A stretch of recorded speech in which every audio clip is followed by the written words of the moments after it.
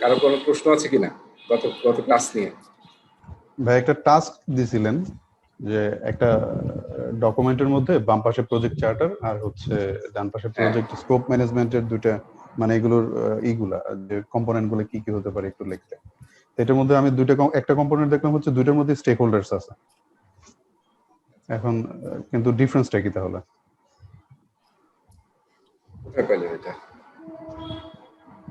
Project চার্টারের আপনি যেটা ডকুমেন্টটা দিয়েছিলেন স্যার ভাই, ওই যে শেয়ার ওই যে একটা কোম্পানি প্রজেক্ট চার্টার ছিল, সেটার মধ্যে স্টেক হোল্ডার আছে। স্কোপ ম্যানেজমেন্টে কি তাহলে স্টেক হোল্ডার নাই? স্কোপ স্টেটমেন্ট তো স্কোপ স্টেটমেন্ট তো স্টেক হোল্ডারের নাম নাই। স্কোপ স্টেটমেন্টে কি কি থাকে? এখানে থাকে WBS থাকে, WBS ডিকশনারি, তারপরে স্পন্সরস অ্যাকসেপ্টেন্স মানে ওই যে ডিওডি বা অ্যাকসেপ্টেন্স ক্রাইটেরিয়া, ঠিক আছে। ডেসক্রিপশন। হ্যাঁ, এটা ওরা স্টুডেন্ট ম্যানুয়ালের মধ্যে একটু ভালো ছিল না? আমি একটু দেখি কমিউনিকেশনটা মানে আউটলাইনটা কি হবে। জি ভাই, মানে মূলত আমি হচ্ছে প্রজেক্ট স্কোপ ম্যানেজমেন্টের একটা আউটলাইন, মানে চার্টারের যেরকম একটু ডিফাইন খুব মানে অনেকগুলো পয়েন্ট আছে, কিন্তু স্কোপ ম্যানেজমেন্টের পয়েন্টগুলো মাত্র আমি বের করতে পারছি কয়েকটা। স্কোপ ম্যানেজমেন্ট নাকি স্কোপ স্টেটমেন্ট আর কি? আচ্ছা আচ্ছা আচ্ছা, স্কোপ স্টেটমেন্ট। আমার স্ক্রিন দেখা যাচ্ছে? জি জি ভাই, দেখতে পাচ্ছি। এখানে কিন্তু স্টুডেন্ট ম্যানুয়ালে না স্ক্রিন না ভাই, স্ক্রিন শেয়ার দেখতে পাচ্ছি না। দেখা যাচ্ছে শেয়ার হয়নি না? স্ক্রিন দেখতে পাচ্ছি না। দেখা যাচ্ছে না? জি এখন দেখা যাচ্ছে। জি জি ভাই, স্টুডেন্ট ম্যানুয়ালে দেখেন, স্টুডেন্ট ম্যানুয়ালে পেজ নম্বর 63, পেজ নম্বর 63 তে কিন্তু এই যে প্রজেক্ট স্কোপ স্টেটমেন্টের কন্টেন্টগুলো কি কি হয় বলা আছে। কিন্তু আমি এটা আসলে যাচ্ছিলাম। থাকে হচ্ছে স্কোপ ডেসক্রিপশন 1 নম্বর, তারপর ডেলিভারেবল কি, প্রতিটা ডেলিভারেবল অ্যাকসেপ্টেন্স ক্রাইটেরিয়া বা অ্যাজাইলে আমরা বলি ডেফিনেশন অফ ডান। যদিও অ্যাজাইলে ডেফিনেশন অফ ডান এবং অ্যাকসেপ্টেন্স ক্রাইটেরিয়া দুইটা আলাদা জিনিস, আমরা একটু পরে আলোচনা করব। কিন্তু মানে এমনি বলতে পারি আর কি যে ট্রেডিশনাল প্রজেক্ট অ্যাকসেপ্টেন্স ক্রাইটেরিয়া হচ্ছে ডেফিনেশন অফ ডান। তারপর প্রজেক্ট এক্সক্লুশন, কি কি প্রজেক্টের মধ্যে না। আমরা কিন্তু এই চ্যাপ্টারটা শুরু করার সময় বলছিলাম যে স্কোপ ম্যানেজমেন্টের কিন্তু একটা মিশন বা টার্গেট হচ্ছে what is in the scope and what is not in the scope সেটা আইডেন্টিফাই করা। এবং এই নটটা কিন্তু খুব ইম্পর্টেন্ট। আমাদের কালচারে যেটা একটা বড় প্রবলেম সেটা হচ্ছে যে আমরা সবসময় না হলেও বলি যে হ্যাঁ জি স্যার এটা পারবো স্যার, জি স্যার, মানে জি জি বলার একটা টেন্ডেন্সি আছে আমাদের, না বলতে পারি না আমরা সহজে। সো পরে দেখা যায় কাজ আর হয় না, পরে আমরা বিপদে পড়ে যাই। তো যা না, যদি যেটা আপনার প্রজেক্টের বাউন্ডারির বাইরে সেটা অবশ্যই প্রজেক্ট স্কোপ স্টেটমেন্টে বলে দিতে হবে যে এটা এই জিনিস স্কোপের মধ্যে না, ঠিক আছে? নাহলে দেখা গেল কনফ্লিক্ট তৈরি হবে পরে। কাস্টমার মনে করছে যে এটা একটা তো আছে আমার মধ্যে স্কোপের মধ্যে, আর আপনি ভাবতেছেন যে এটা তো নাই। এরকম কিন্তু অনেক টার্মস থাকে, তো সেগুলিকে একদম ক্লিয়ার করে নাও। তারপর কনস্ট্রেইন্ট এন্ড অ্যাজাম্পশন, এই কয়েকটা পয়েন্ট হচ্ছে আপনার প্রজেক্ট স্কোপ স্টেটমেন্টে থাকে। সো মানে এখানে কয়েকটা প্রশ্ন পরীক্ষায় হঠাৎ আসে আর কি, যেমন বলো যে অ্যাকসেপ্টেন্স ক্রাইটেরিয়া কোন ডকুমেন্টে থাকে। সো অ্যাকসেপ্টেন্স ক্রাইটেরিয়া থাকতেছে কোথায়? এই যে স্কোপ স্টেটমেন্টে। তারপরে প্রজেক্ট এক্সক্লুশন, এটা কোথায় থাকে? এটা থাকে হচ্ছে প্রজেক্ট স্কোপ স্টেটমেন্টে। ডেলিভারেবল প্রজেক্ট চার্টারও আছে হাই লেভেল, আর এখানে ডিটেইল ডেলিভারেবল থাকে। কনস্ট্রেন্ট এবং অ্যাজাম্পশন কিন্তু চার্টারেও ছিল, এটা হাই লেভেল। হ্যাঁ, সেটা হয়তো আমরা 3টা-4টা বের করতে পারছি প্রজেক্টের শুরুতে, কিন্তু এখন আমরা যেহেতু অনেক রিকোয়ারমেন্ট অ্যানালাইসিস করে ফেললাম, এখন কিন্তু আমাদের কনস্ট্রেন্ট এবং অ্যাজাম্পশন আরো বেটার হবে আর কি। আরেকটা মানে প্রজেক্ট স্কোপ স্টেটমেন্টে আরেকটা যেমন এখানে অ্যাকসেপ্টেন্স ক্রাইটেরিয়া, এটা কিন্তু অ্যাকচুয়ালি ডেলিভারেবলের অ্যাকসেপ্টেন্স ক্রাইটেরিয়া, আর প্রজেক্ট চার্টারে থাকে আছে প্রজেক্ট সাকসেস ক্রাইটেরিয়া। হ্যাঁ, টোটাল প্রজেক্টের সাকসেস ক্রাইটেরিয়া, টোটাল প্রজেক্টের সাকসেস ক্রাইটেরিয়া। ওটা আমরা অনেক সময় স্মার্ট দিয়েও করি, স্পেসিফিক, মেজারেবল, অ্যাচিভেবল, এইভাবে কেপিআই থাকে আর কি টোটাল প্রজেক্টের। আর এখানে আমরা ডেলিভারেবলের এগেইনস্টে আসলে অ্যাকসেপ্টেন্স ক্রাইটেরিয়া করতেছি। প্রজেক্ট চার্টারে থাকে সেটা হলো মেজারেবল প্রজেক্ট অবজেক্টিভস, তাই তো? ওটা হলো মেজারেবল আর এটা হলো ডেলিভারেবল। হ্যাঁ, আর সাকসেস ক্রাইটেরিয়া থাকতে পারে, অনেক প্রজেক্টে সাকসেস ক্রাইটেরিয়া লেখা থাকে। হ্যাঁ, সাকসেস ক্রাইটেরিয়া মানে হলো যে ক্রাইটেরিয়া বেস করে আমি বলতে পারবো যে একটা প্রজেক্ট সাকসেসফুল, তাই তো? আর প্রজেক্টের জন্য আমার ওই মানে কি কি মেজারেবল আইটেমস, মানে আমি মানে সাবস্ক্রাইবারকে মানে কাস্টমারকে কোন কোন জিনিসগুলো দিতে পারবো, সেটা হলো প্রজেক্ট চার্টারের ভিতর। আর মানে এটা হলো হাই লেভেলের যদি বলি। আর ডেলিভারেবলস গুলো একদম মানে আমি যদি একদম মানে নিচের দিকে যাই, লাস্ট মানে কাস্টমার যেমন এন্ড ইউজার, তার এটা হলো মানে একদম প্রজেক্টের এন্ড ভ্যালু বলতে পারি, ডেলিভারেবলস মানে রেজাল্ট, আলটিমেট গোল বা রেজাল্ট সেটা হলো। ডেলিভারেবলের ক্ষেত্রে মনে হয় ফিচার গুলো যে কোন কোন ফিচার থাকলে বা আমি এটা ই করব নিব,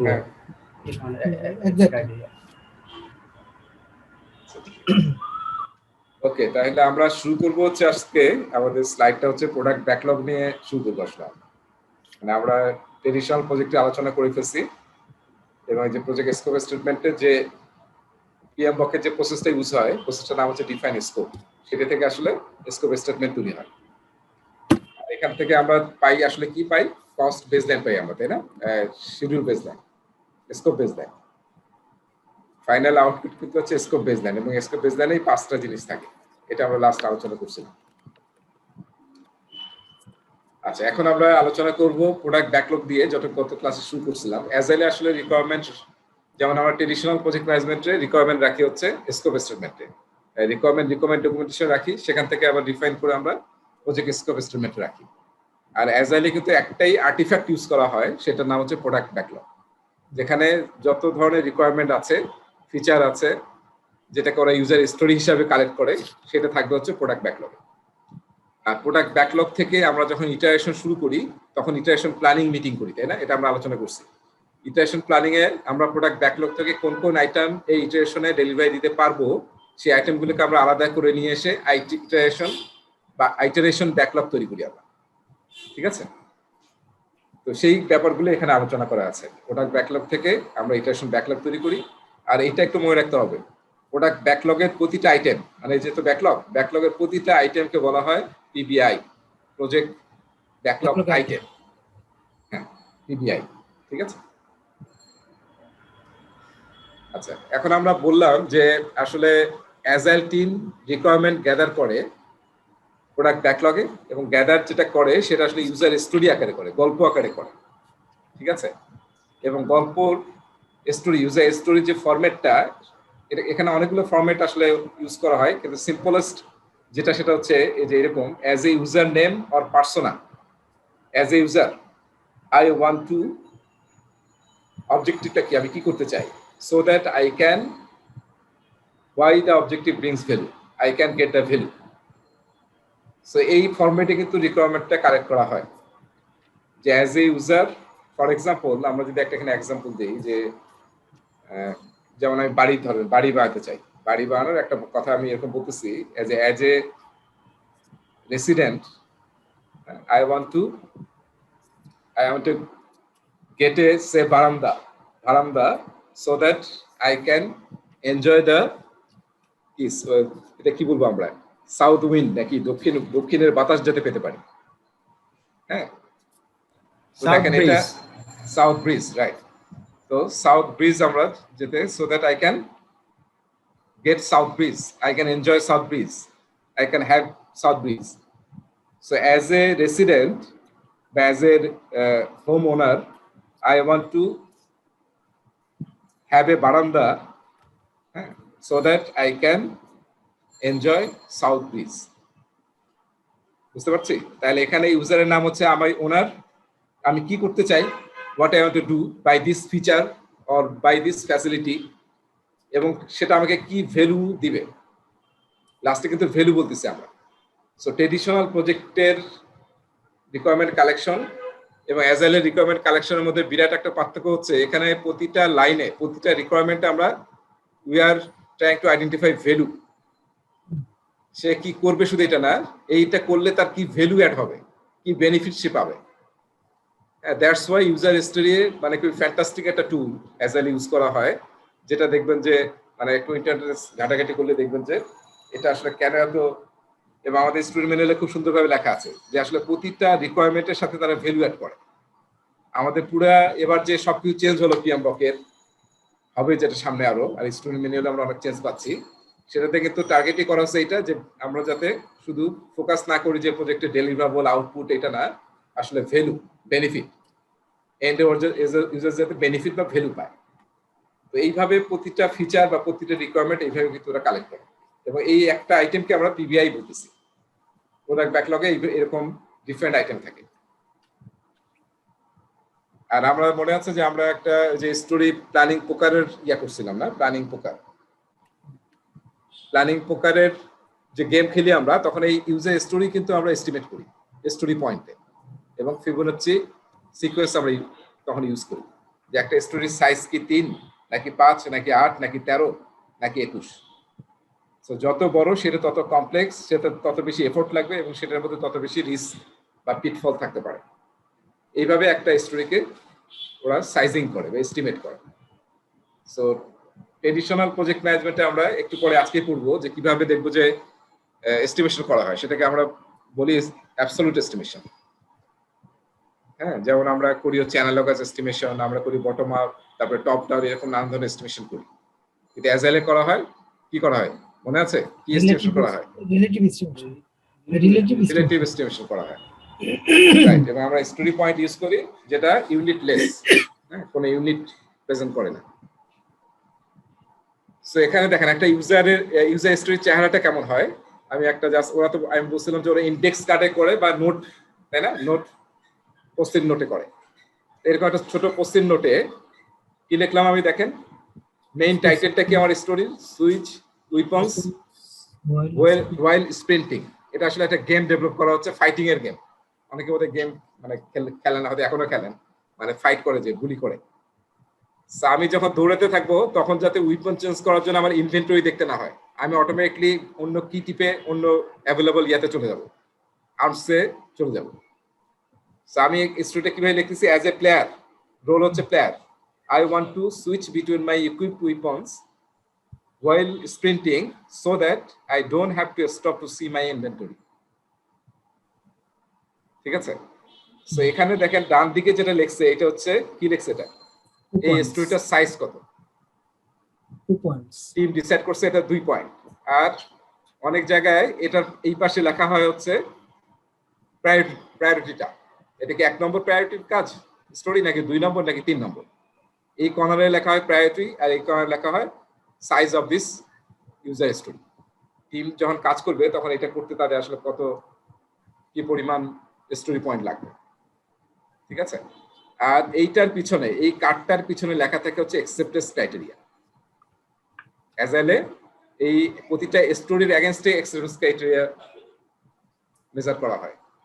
এবং এই যে টিম যখন আসলে স্প্রিন্ট প্ল্যানিং করবে, এটা কখন করা হচ্ছে, স্প্রিন্ট প্ল্যানিং যখন করবে তখন পিবিআই আইটেম নিয়ে প্রতিটা আইটেমের এরকম টাইটেল দিবে, স্টোরিটা ঠিকমতো লিখবে। যদি স্টোরিটা ঠিকমতো লেখা না থাকে, অনেকে জাস্ট একটা ফিচার লিখতে পারে, যেমন এখানে একটা ফিচারটা কি আসলে, এটাকে যদি আমরা ফিচার বলি, নর্মাল ফিচার ট্রেডিশনাল প্রজেক্টে, তাহলে আমরা বলবো যে আমরা প্লেয়ার, তাহলে আমি কি করবো, যাতে আমার যখন আমি দৌড়াবো তখন যাতে কোনো ইনভেন্টরি আমাকে চেক করতে না হয়, ইনভেন্টরি যাতে সাফিসিয়েন্ট থাকে বা যেটা অ্যাভেলেবল সেটা যাতে আমি অটোমেটিক সুইচ করতে পারি। আর ওইটাকে যখন আমি স্টোরি আকারে লিখবো তখন আসলে এরকম জিনিসটা দাঁড়াচ্ছে, টাইটেল থাকতেছে, ইউজার স্টোরিটা থাকতেছে, এবং কত পয়েন্ট সেটা দেখাচ্ছে, এবং এটার প্রায়োরিটি কত। আর পিছনে লেখা থাকতেছে অ্যাকসেপ্টেন্স ক্রাইটেরিয়া, কোন কোন ক্রাইটেরিয়া মিট করলে সেই অ্যাকসেপ্টেন্স ক্রাইটেরিয়া একটা কিন্তু টেমপ্লেট আছে, সেটা স্টুডেন্ট ম্যানুয়ালে আলোচনা হয় না, এই জন্য আমি আলোচনা করতেছি না, দরকার নেই। আমরা এমনি মনে রাখি যে পিছনে, এটার পিছনে থাকবে অ্যাকসেপ্টেন্স ক্রাইটেরিয়া। ক্রাইটেরিয়া মানে কি, ক্রাইটেরিয়াস, তার মানে 3, 4টা, 5টা, 10টাও ক্রাইটেরিয়া থাকতে পারে এই ইউজার স্টোরিটিকে স্যাটিসফাই করার জন্য। সো যখন আমি এটার কাজ শেষ করব তখন দেখতে হবে যে এই 10টা আমি স্যাটিসফাই করতে পারছি কিনা। যদি পারি তাহলে কি করবো, আমাদের যদি আমরা বোর্ড করে থাকি এরকম যে টু ডু, ডুইং, ডান, ডানে তখনই নিতে পারবো যখন আসলে এটা সমস্ত এক্সেপ্টেন্স ক্রাইটেরিয়া মিট করবে, ঠিক আছে। সো এইভাবে ইউজার স্টোরিতে লেখা হয় অ্যাজাইলে। এর সাথে আমি দুইটা এডিশনাল জিনিস একটু আলোচনা করব, যেটা আসলে স্টুডেন্ট ম্যানুয়ালে আলোচনা হয় নাই, কিন্তু সব অ্যাজেলের বইয়ে এটা আলোচনা আছে। সেটা হচ্ছে আমরা যখন ইউজার স্টোরিটা লিখবো তখন আসলে দুইটা জিনিস আমাদের মাথায় রাখতে হবে। একটাকে বলা হয় 3C, দেখেন বাম সাইডটাকে বলা হয় 3C। 3C মানে হচ্ছে কার্ড, তার মানে যে একটু আগে যে কার্ডটা দেখালাম, একটা কার্ডে লিখি আমরা ইউজার স্টোরিটা ওই ফরম্যাটে। তারপর কি করি দেখেন, কনভারসেশন। আমরা প্রোডাক্ট ওনার কিংবা customer representative, scrum master, team সবাই ইনভলভ হয়ে আমরা কনভারসেশন করে আলোচনা করি, যতক্ষণ পর্যন্ত আমরা ক্লিয়ার না হই যে ইউজার স্টোরিটা কি চাচ্ছে আসলে। আমরা যদি টিম ক্লিয়ার হয় যে হ্যাঁ আমরা বুঝতে পারছি যে কি চাচ্ছি, কাস্টমার কি চায় বা প্রোডাক্ট ওনার কি চায় এবং সেটার প্রায়োরিটি কিরকম, তারপরে প্ল্যানিং প্রকার খেলে স্টোরি পয়েন্ট তৈরি করা, এটা করতে কি করি আমরা ডিসকাশন করি, কনভারসেশন করি, তাই না? সেটাকে বলা হচ্ছে কনভারসেশন। আর থার্ড নম্বরটা কি, 3 নম্বরটা কি? কনফার্মেশন। কনফার্মেশন কিভাবে করা হয় বলেন তো, একটু আগে আলোচনা করলাম আমরা। কনভারসেশনের পরেই কনফার্মেশন হয় আর কি। রাইট, মানে যে অ্যাকসেপ্টেন্স ক্রাইটেরিয়া যেটা আমরা ঠিক করলাম ওই কার্ডের পিছনে আমরা তখন অ্যাকসেপ্টেন্স ক্রাইটেরিয়া গুলো লিখি। এগুলো কিন্তু সবাই ডিসকাস করে, একা না যে আমরা দুইজন ধরে ডিসাইড করলাম।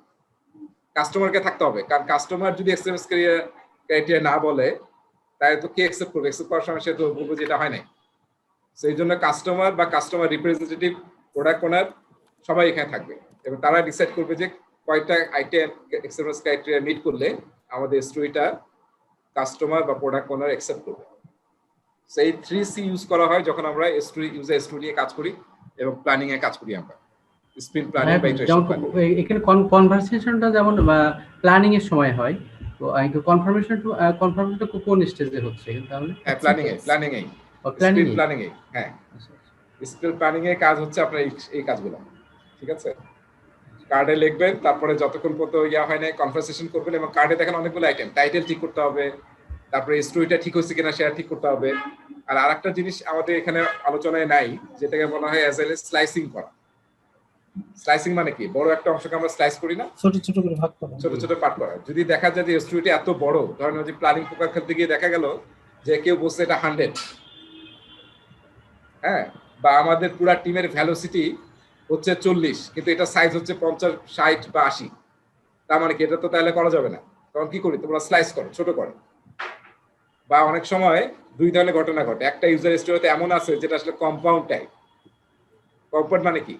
যেখানে আসলে এর মধ্যে 2টা 3টা আছে, কম্পাউন্ড আকারের স্টোরি, সেটাকে আসলে আরো ছোট করা যায়।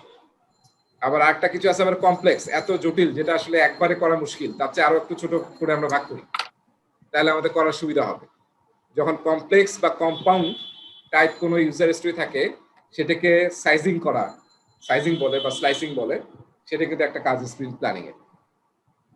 আর প্রতিটা স্টোরি ঠিক মতো লেখা, তারপরে প্ল্যানিং প্রকার থেকে এস্টিমেট করা, স্লাইসিং করা, তারপরে অ্যাকসেপ্টেন্স ক্রাইটেরিয়া লেখা, এই সবগুলোকে করা হচ্ছে স্প্রিন্ট প্ল্যানিং, ঠিক আছে?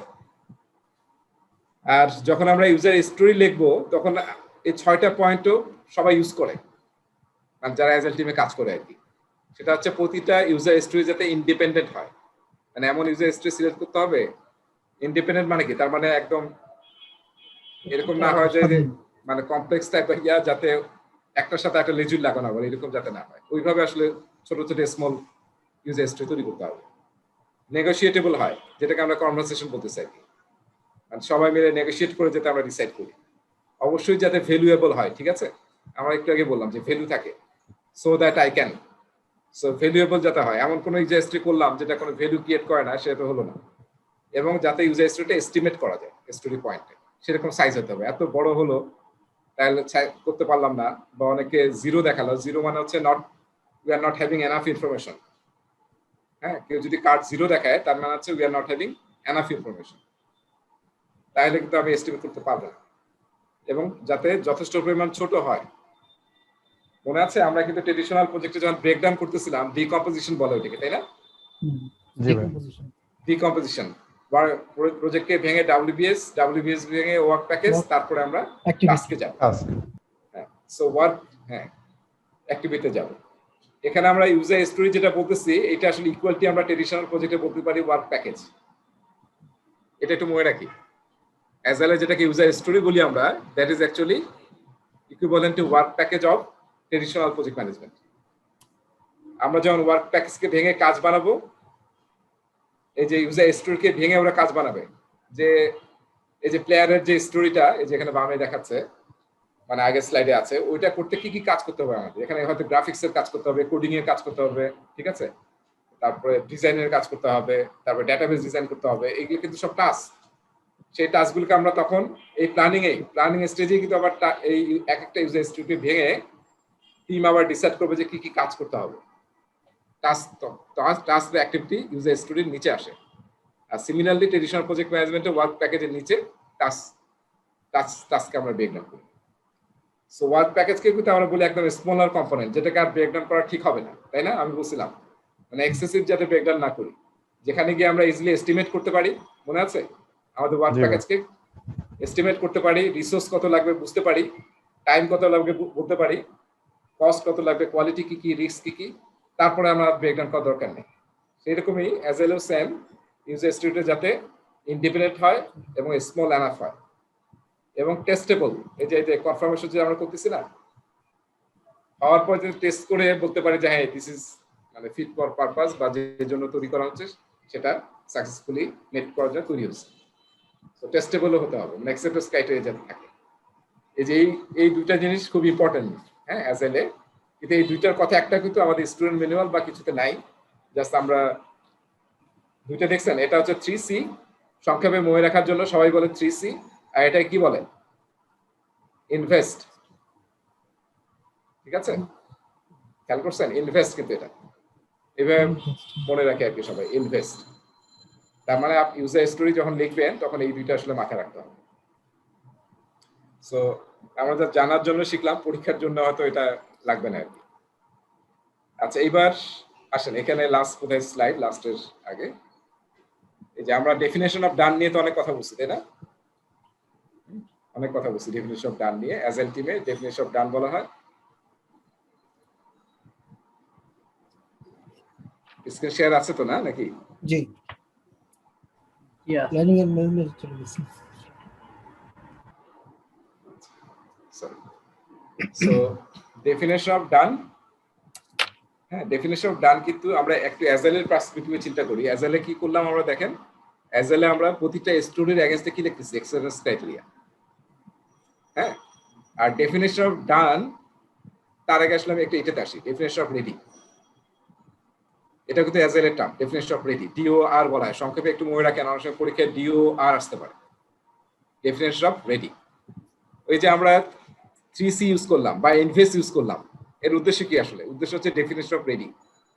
মানে টিম যখন কনফিডেন্ট হবে যে আমরা এই ইউজার স্টোরি নিয়ে কাজ করার জন্য আমাদের যত ইনফরমেশন দরকার, এভরিথিং ইজ ডান, আমরা উই আর ওয়েল আন্ডারস্টুড, আর কোনো কিছু লাগবে না আমাদের, সেটাকে বলা হয় ডেফিনেশন অফ রেডি।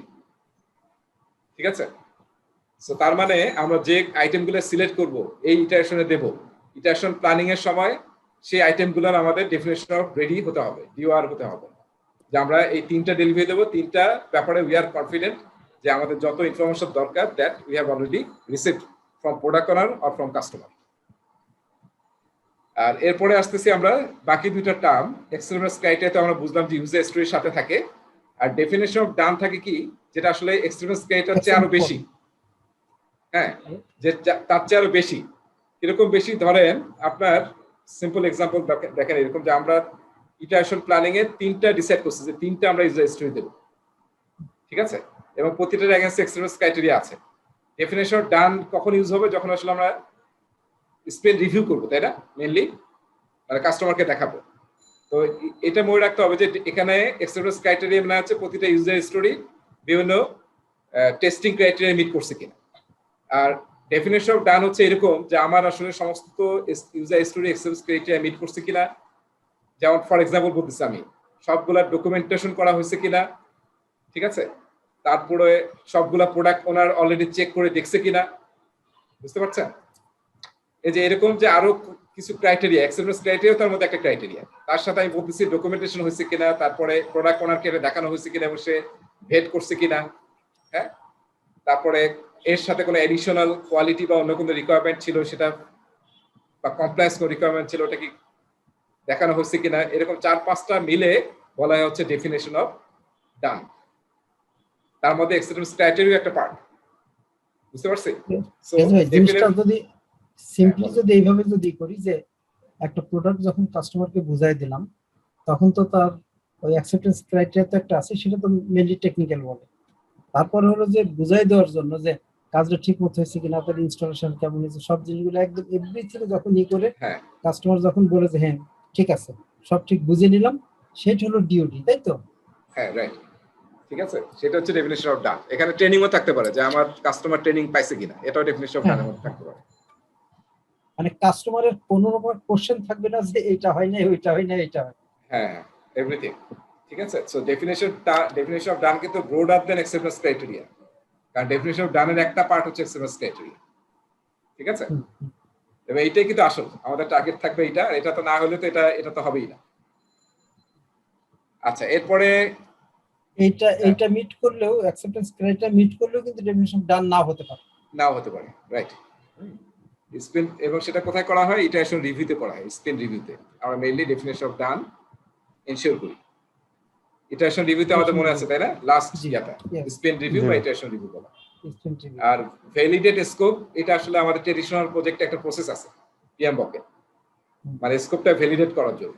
পিএমবকে আমরা এই চ্যাপ্টার শুরুর আগে আমি আলোচনা করছিলাম যে কয়টা প্রসেস আছে। প্রথম প্রসেস ছিল প্ল্যান স্কোপ ম্যানেজমেন্ট, তাই না? আমি আরেকবার লিখতেছি। তারপর হচ্ছে কালেক্ট রিকোয়ারমেন্টস, মনে আছে? জি ভাই। তারপরে হচ্ছে ডিফাইন স্কোপ, তারপর হচ্ছে ক্রিয়েট ডাব্লিউবিএস।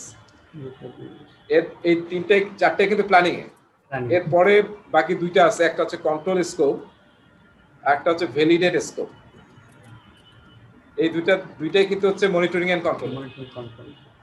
হ্যাঁ, তো কন্ট্রোল স্কোপ আর ভ্যালিডেট স্কোপের মধ্যে একটু পার্থক্য করা দরকার। কন্ট্রোল স্কোপ হচ্ছে আমাদের টিমের কাজ, ইন্টারনাল টিমের, মানে যে স্কোপ বেস লাইনে আমরা সেট করছি ওর বাইরে যাতে কোনো কিছু না করি আমরা, এবং ওইটা যাতে অবশ্যই ডেলিভার হয় সেটা এনশিওর করা হচ্ছে কন্ট্রোল স্কোপ, কোনো যাতে ভেরিয়েন্স না হয়, ঠিক আছে। আর ভ্যালিডেট স্কোপ মানে কি? ভ্যালিডেট স্কোপ মানে হচ্ছে যেখানে কাস্টমার ইনভলভ হয়ে ভ্যালিডেট করবে, যেটাকে আমরা সফটওয়্যার ফার্মে বলি ইউএটি, বা অনেক জায়গায় পিএটি বলা হয়, হ্যাঁ, প্রি অ্যাকসেপ্টেন্স টেস্ট বা user acceptance test. So validate scope মানে হচ্ছে কাস্টমার ইনভলভ হয়ে দেখে বলবে যে হ্যাঁ আমার সমস্ত ডেফিনিশন অফ ডান মিট করছে, so I am going to accept this. এটা তো ওই ট্রেডিশনাল প্রসেস, এটা তো মনিটরিং কন্ট্রোলের ফাংশন, তাই না? হ্যাঁ। সো ভ্যালিডেট স্কোপ কিন্তু সেম, আমরা বলতে পারি যে এই যে অ্যাজাইলের আসলে ইটারেশন রিভিউ এর ইভেন্টটা, যেখানে আমরা কাস্টমারকে আমরা রিভিউ করার জন্য দেখাচ্ছি এবং কাস্টমার অ্যাকসেপ্ট করতেছে। সিমিলারলি এটাও কাস্টমার ইনভলভ হবে, এবং কাস্টমার যদি অ্যাকসেপ্ট করে তাহলে এটা আসলে ডান, মানে ডেফিনিশন অফ ডান মিট করছে এটা।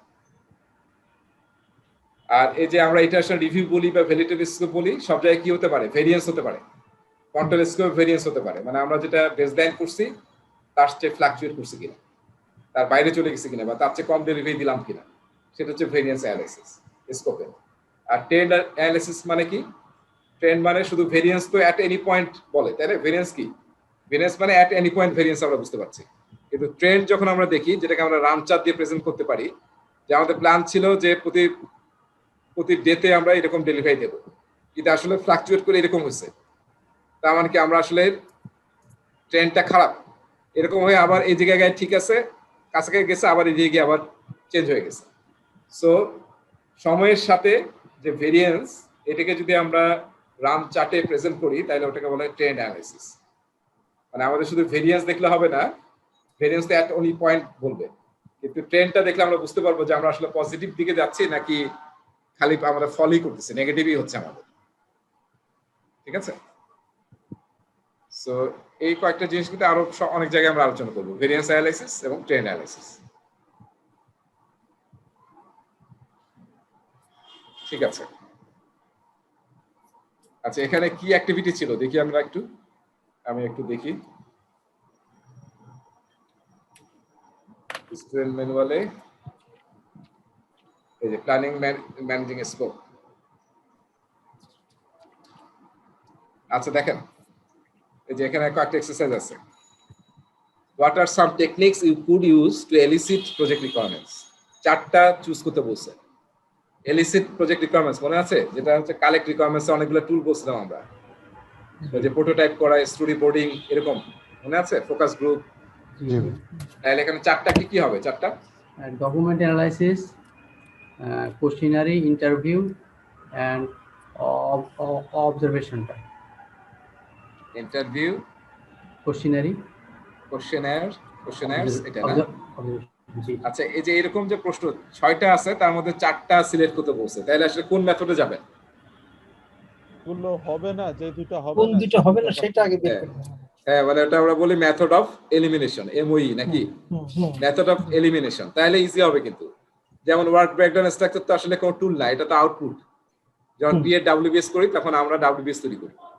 আর প্রজেক্ট ম্যানেজমেন্ট প্ল্যান তো টোটাল প্রজেক্ট ম্যানেজমেন্ট প্ল্যান, এটা তো আর কোনো টুল না, এটা একটা ডকুমেন্ট। সো এই দুইটা যদি আমরা বাদ দেই, তাহলে বাকি যে 4টা থাকে, যেটা মুমিন ভাই বললো, সেই 4টা আসলে আমাদের টুল, যখন আমরা এলিসিট করব। আচ্ছা, এরপরেরটা আসি আমরা। আচ্ছা, একটা আমি বলি না, এটা একটু ডেফিনেশনটা অবশ্যই আপনার একটু ভালো মতো দেখতে হবে। স্কোপ ক্রিপিং একটা টার্ম কিন্তু স্টুডেন্ট ম্যানুয়ালে আছে এবং গ্লোসারিতেও আছে স্টুডেন্ট ম্যানুয়ালে। স্কোপ ক্রিপিং মানে কি, কেউ বলতে পারবেন? What is scope creeping? Uncontrolled change, স্কোপটাকে কমায় নিয়ে আসা।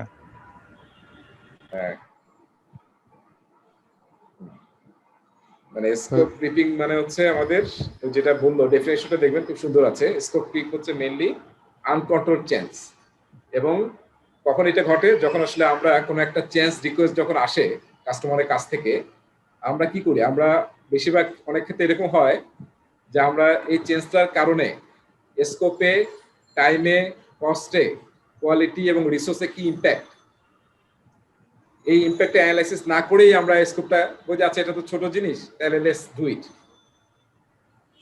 ঠিক আছে? ফলে কি হয়? দেখা যায় যে ছোট চেঞ্জ, আপাত দৃষ্টিতে মনে হচ্ছিল ছোট চেঞ্জ, যেহেতু আমি কোনো ইম্প্যাক্ট অ্যানালাইসিস না করে এটা অ্যাকসেপ্ট করছি, পরে দেখা গেলো এইটা করতে গিয়ে অন্য একটা কাজের আরো বড় অংশে হাত দিতে হলো। আবার এটা যখন ঠিক করলাম, এর সাথে কানেক্টেড আর একটা বড় কাজে আবার হাত পড়ে গেল, চেঞ্জ করতে হলো। তার মানে আপাত দৃষ্টি মনে হচ্ছিল যে দিস ইজ ভেরি স্মল, ইতে মানে ক্রিপিং করে। ক্রিপিং মানে কি? ক্রিপিং মানে হচ্ছে যেটা আসলে যেসব প্রাণী বুকে হাঁটে, ক্রলিং করে, যেটা ক্রলিং করে আর কি। দেখেন, মানে যারা যেসব প্রাণী বুকে হাঁটে, মানে বেশিরভাগ একটু স্লো মুভ করে, তাই না? শামুক, শামুক চিন্তা করেন, আমার মনে হয় কুমির বোধহয় সবচেয়ে ফাস্ট মনে হয়, কুমির এবং সাপ, যারা বুকে হেঁটে চলে আর কি। তো মনে হচ্ছে যে এটা আপাত দৃষ্টির মধ্যে এটা খুবই মানে নাথিং। হ্যাঁ, মানে খরগোশ আর কচ্ছপের দৌড় আছে না, খরগোশ তো ভাবছে যে আমি তো এক লাফে চলে যেতে পারবো, যেহেতু কচ্ছপ বুকে হেঁটে একটা স্লো মোশনে যাবে। কিন্তু আলটিমেটলি এটা যেহেতু আমি অ্যানালাইসিস করি নাই, এর ইম্প্যাক্টটা কি চেঞ্জ রিকোয়েস্টের, ফলে এটা একসময় আনকন্ট্রোলড হয়ে যায় চেঞ্জটা। এটাকে বলা হয় scope creeping. So scope creeping কি ভালো না খারাপ? খারাপ। মানে আমাদের অলওয়েজ ট্রাই করতে হবে যাতে এইসব মানে স্কোপ ক্রিপিং যাতে না হয়। আমরা চেঞ্জ রিকোয়েস্ট নামে একটা আলাদা টপিকে আছে, ম্যানেজ প্রজেক্ট চেঞ্জ, ওটা নিয়ে আমরা তখন আলোচনা করব। যে কোনো চেঞ্জ আসলেই সেটাকে অ্যাকসেপ্ট করা যাবে, এটা কোনো মানে ট্রেডিশনাল প্রজেক্টেও নাই, অ্যাজাইলেও কিন্তু নাই। অ্যাজাইল যদিও ওয়েলকাম চেঞ্জ, কিন্তু এটা না যে আপনি আসলেন আর চেঞ্জ দিয়ে দিলেন। হ্যাঁ, ইভেন অনেক অ্যাজাইল মেথোডোলজি প্র্যাকটিস করে যখন একটা ইটারেশন শুরু হয়ে যায়, হ্যাঁ, তার মানে কি আমরা তো অলরেডি আইটেম ঠিক করে ফেলছি যে আমরা এই 4টা আইটেম ডেলিভারি দেবো। এর মধ্যে যদি এখন কেউ আবার নতুন চেঞ্জ নিয়ে আসে, তাহলে অনেক মেথোডোলজি এটাকে অ্যাকসেপ্ট করে না। ওই যে আগে ইটারেশন শেষ হোক, তুমি ওটা প্রোডাক্ট ব্যাকলগে রাখো, তারপর আমরা ইটারেশন শেষ হয়ে দেখবো। কারণ যদি এইরকম খালি রিকোয়েস্ট নিতেই থাকি, তাহলে আমরা এই 4টা শেষ হবে না, এবং এটা নেভার এন্ডিং প্রজেক্ট হয়ে যাবে। আমাদের ইটারেশন গুলো ছোট রাখার কারণ কি? কারণ হচ্ছে ফোকাস ভাবে কাজ করা, ফোকাস ওয়ান টাস্ক এট এ টাইম, তাই না? এই 3-4টা টাস্ক নিচ্ছে, এই 3-4টে আমরা ডেলিভারি দেবো। তো অনেক মেথোডোলজি কিন্তু এটা অ্যাকসেপ্ট করে না যে এই ইটারেশনের মাঝে যদি নতুন কোনো চেঞ্জ আসে, তাহলে ওটা প্রোডাক্ট ব্যাকলগে রাখো, পরে আমরা দেখবো। কিন্তু এরকম হতে পারে খুব সিরিয়াস বা এমার্জেন্সি কিছু, সেটা অন্য ফ্যাক্টর। আবার অনেক মেথোডোলজি আছে যেটাকে ওরা বলে ইন্টারাপশন বাফার। টার্মটা একটু লিখে রাখতে পারেন, এটা আমাদের পরীক্ষায় নাই, ইন্টারাপ্ট বাফার বলে। মানে হয় কি আমরা যখন প্রজেক্ট করি এরকম তো আসলে হয় না যে কাজ করার মধ্যে আপনি স্মুথ কাজ করতে পারবেন। দেখা যাবে এখান থেকে একটা কাজ আসবে, ওখান থেকে একটা প্রেশার আসবে, ওই স্পন্সর বলবে যে তুমি এটা করো, এটা 2 সপ্তাহের মধ্যে আমাকে দিতেই হবে। এই যে এরকম সিরিয়াস ইস্যু হয়ে যায়। এই জন্য অনেক টিম করে কি তাদের টাইমের কিছু একটা অংশ রেখে দেয় ইন্টারনেট বাফার হিসাবে। ধরেন টোটাল 10% বা 5% টাইম, ওটা টিমের উপর ডিপেন্ড করে, এবং ওটাকে ওরা বলে ওরা ইন্টারনেট বাফার। ঠিক আছে? তো যখন এই ধরনের এমার্জেন্সি কোনো সিচুয়েশন হয় তখন ওই বাফারে ওরা রেখে দেয় টু ডু ডুইং ডান, এবং ওই বাফারে ধরেন 5 ঘন্টা আছে, ওই 5 ঘন্টা টাইম কমতে থাকে, 0 হয়ে গেলে আর ওরা নিবে না, তার আগ পর্যন্ত হয়তো ওরা নিবে। তো অনেকে এটাও প্র্যাকটিস করে, এটাকে ওরা বলে ইন্টারাপ্ট বাফার। আর অনেকে তো এক্সেপ্টই করে না যে আমি ইটারেশনের সময় এটা এক্সেপ্টই করবো না, কারণ তাহলে আমার ইটারেশনের কাজ ডেলিভারি হবে না। আচ্ছা, প্রশ্নটা কি দেখেন? যেমন ট্রেডিশনাল যেমন আমরা চেঞ্জ রিকোয়েস্ট করি এবং সিসিপির মধ্যে অ্যাপ্রুভাল হয়ে আসলে ওটা আমরা এক্সিকিউট করি, কিন্তু এজাইলে চেঞ্জ আসলে ওটা সিস্টেম কি, মানে ওটা কিভাবে করা হয়? হ্যাঁ, মানে একইভাবে সিস্টেম হতে পারে, ওখানে যদি সিসিপি থাকে তাহলে সিসিপি থ্রুতে আসবে। আর নেইলে এমনি যেটা প্র্যাকটিস সেটা হলো যখন কোনো চেঞ্জ আসবে, চেঞ্জ একটা জিনিস খুব সিম্পলি মনে রাখি, প্রোডাক্ট ব্যাকলগের ওনারকে প্রোডাক্ট ওনার, এবং সে কিন্তু খুব অথরাইজ, মানে এরকম না যে সে আসলে মানে ছোটখাটো, মানে তাকে অথরিটি থাকতে হবে, এরকম অথরিটি পাওয়ার থাকতে হবে। হ্যাঁ, তো যখনই কোনো চেঞ্জ আসবে যে কেউ চেঞ্জটা করতে পারে। আমরা ট্রেডিশনাল প্রজেক্টে পড়বো যে চেঞ্জটা কে রেজ করতে পারে, এটাও কিন্তু বলা থাকবে মানে চেঞ্জ ম্যানেজমেন্ট প্ল্যানে। তো অ্যাজ এল এমনি ওপেন যেহেতু ওয়েলকাম চেঞ্জ, এখানে বলা হয় যে কেউ চেঞ্জটা দিতে পারে, কাস্টমারও দিতে পারে, প্রোডাক্ট ওনারও দিতে পারে, ইভেন টিমের কেউ চেঞ্জ নিয়ে আসতে পারে। কিন্তু যেই চেঞ্জ আসুক না কেন সেই চেঞ্জটা কিন্তু প্রোডাক্ট ওনারের, সে হচ্ছে মেইন অথরিটি, তার পারমিশন ছাড়া এটা আসলে প্রোডাক্ট ব্যাকলগে হবে না, ফাইনালি অ্যাটাচ হবে না। যে কেউ রিকোয়েস্ট তুলতে পারে, কিন্তু প্রোডাক্ট ব্যাকলগে এটা আসবে কিনা that decision should be taken by product owner. Change request আকারেই আসবে তো? হ্যাঁ হ্যাঁ হ্যাঁ ভাই, যদি এমন হয় যে একটা ইটারেশনে সে 40 ইউজার স্টোরি করতে পারবে ওরা, বাট এই ইন্টারাপ্ট বাফারের জন্য এমন কি হয় যে 40 এর জায়গায় আমি 36 ইউজার স্টোরি নিলাম আর 4 আমার বাফার থাকলো? হ্যাঁ হ্যাঁ হ্যাঁ, সেটা হতে পারে। তাহলে আমি নেবই। হ্যাঁ, এটা কি মানে এজাইলে কি এইভাবেই প্ল্যানিং করা হয় নাকি না 40 করা হয় নেওয়া হবে না, এরকম টাইপের প্ল্যানিং হয়? না, এটা এটা বলো দুইটাই আছে, তো অনেকে প্র্যাকটিস করে। হ্যাঁ, মানে অনেকে নেবেই না, আর অনেকে যে ইন্টারনেট বাফার রাখে আর কি, মানে এটাই মানে রিয়ালি, মানে এটাই আসলে রিয়েলিস্টিক। কারণ নিবেন না এরকম কথা তো আসলে বললে কাজ করা মুশকিল হয়ে যাবে।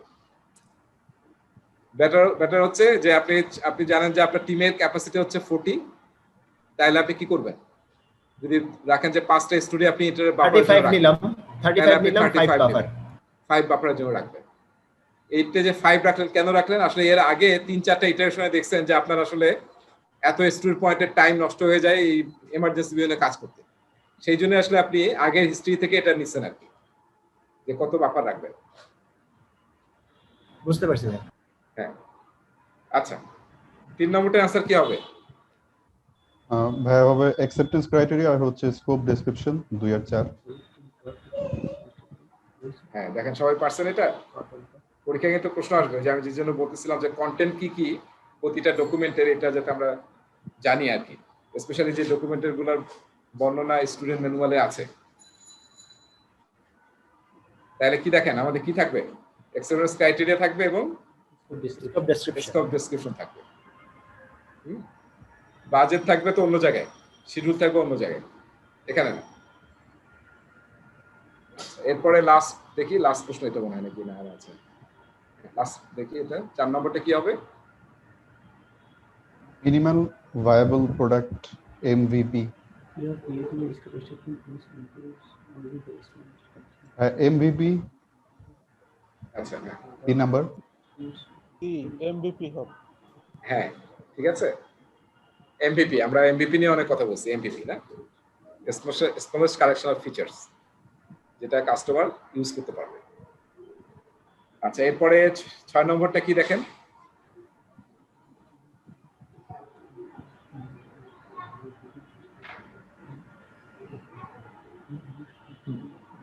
ভালো প্রশ্ন, এটা খুবই ইম্পর্টেন্ট প্রশ্ন।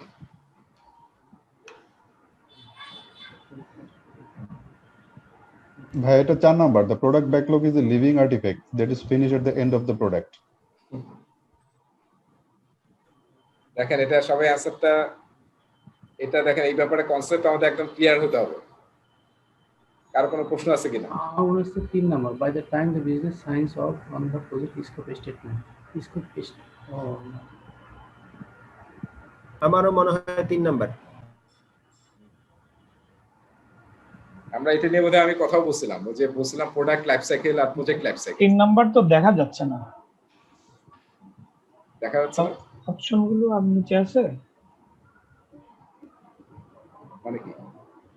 আপনি কি এটা দেখতে পাচ্ছেন? আমরা কি 6 নাম্বার দেখতেছি? হ্যাঁ 6 নাম্বার। ওকে ওকে, 7 নাম্বার ভাবছিলাম। আচ্ছা আচ্ছা আচ্ছা, দেখেন আমরা কিন্তু বলছিলাম প্রোডাক্ট লাইফ সাইকেল, তাই না? জি ভাই। আর একটা হচ্ছে প্রজেক্ট লাইফ সাইকেল। প্রোডাক্ট কিন্তু শেষ হয় না। প্রোডাক্টের দেখেন আমি বলছিলাম তাজমহলের एग्जांपल দিছিলাম, পিরামিডের एग्जांपल দিছিলাম। জি ভাই। সো প্রোডাক্ট যতদিন থাকবে মনে রাখতে হবে প্রোডাক্ট ব্যাকলগও ততদিন থাকবে, এটা প্রজেক্টের সাথে রিলেশন না। জি ভাই। এবং এটা কিন্তু লিভিং ডকুমেন্ট, লিভিং আর্টিফ্যাক্ট। এই যে কোনো সময় যে কোনো রিকোয়েস্ট আসতে পারে, সেটা প্রোডাক্ট ব্যাকলগে চলে আসবে এবং এট এনি টাইম অ্যাড হতে পারে এটা। এবং যতদিন প্রোডাক্টটা মার্কেটে থাকবে প্রোডাক্ট ব্যাকলগে ততদিন থাকবে। ঠিক আছে, খুবই ইম্পর্টেন্ট কনসেপ্ট অ্যাজেলের পার্সপেক্টিভে।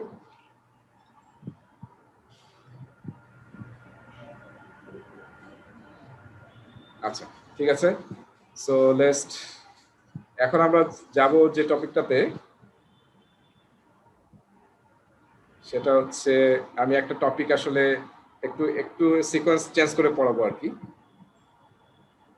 হ্যাঁ, গত ক্লাসে আপনি দুইটা টপিক আলোচনা করতে চাইছিলেন, আপনি বলছিলেন মনে করে দিতে। কি কি? একটা হচ্ছে ভাই ওপিএ আর একটা হচ্ছে ইইএফ। Alright, good. আচ্ছা দেখেন আমাদের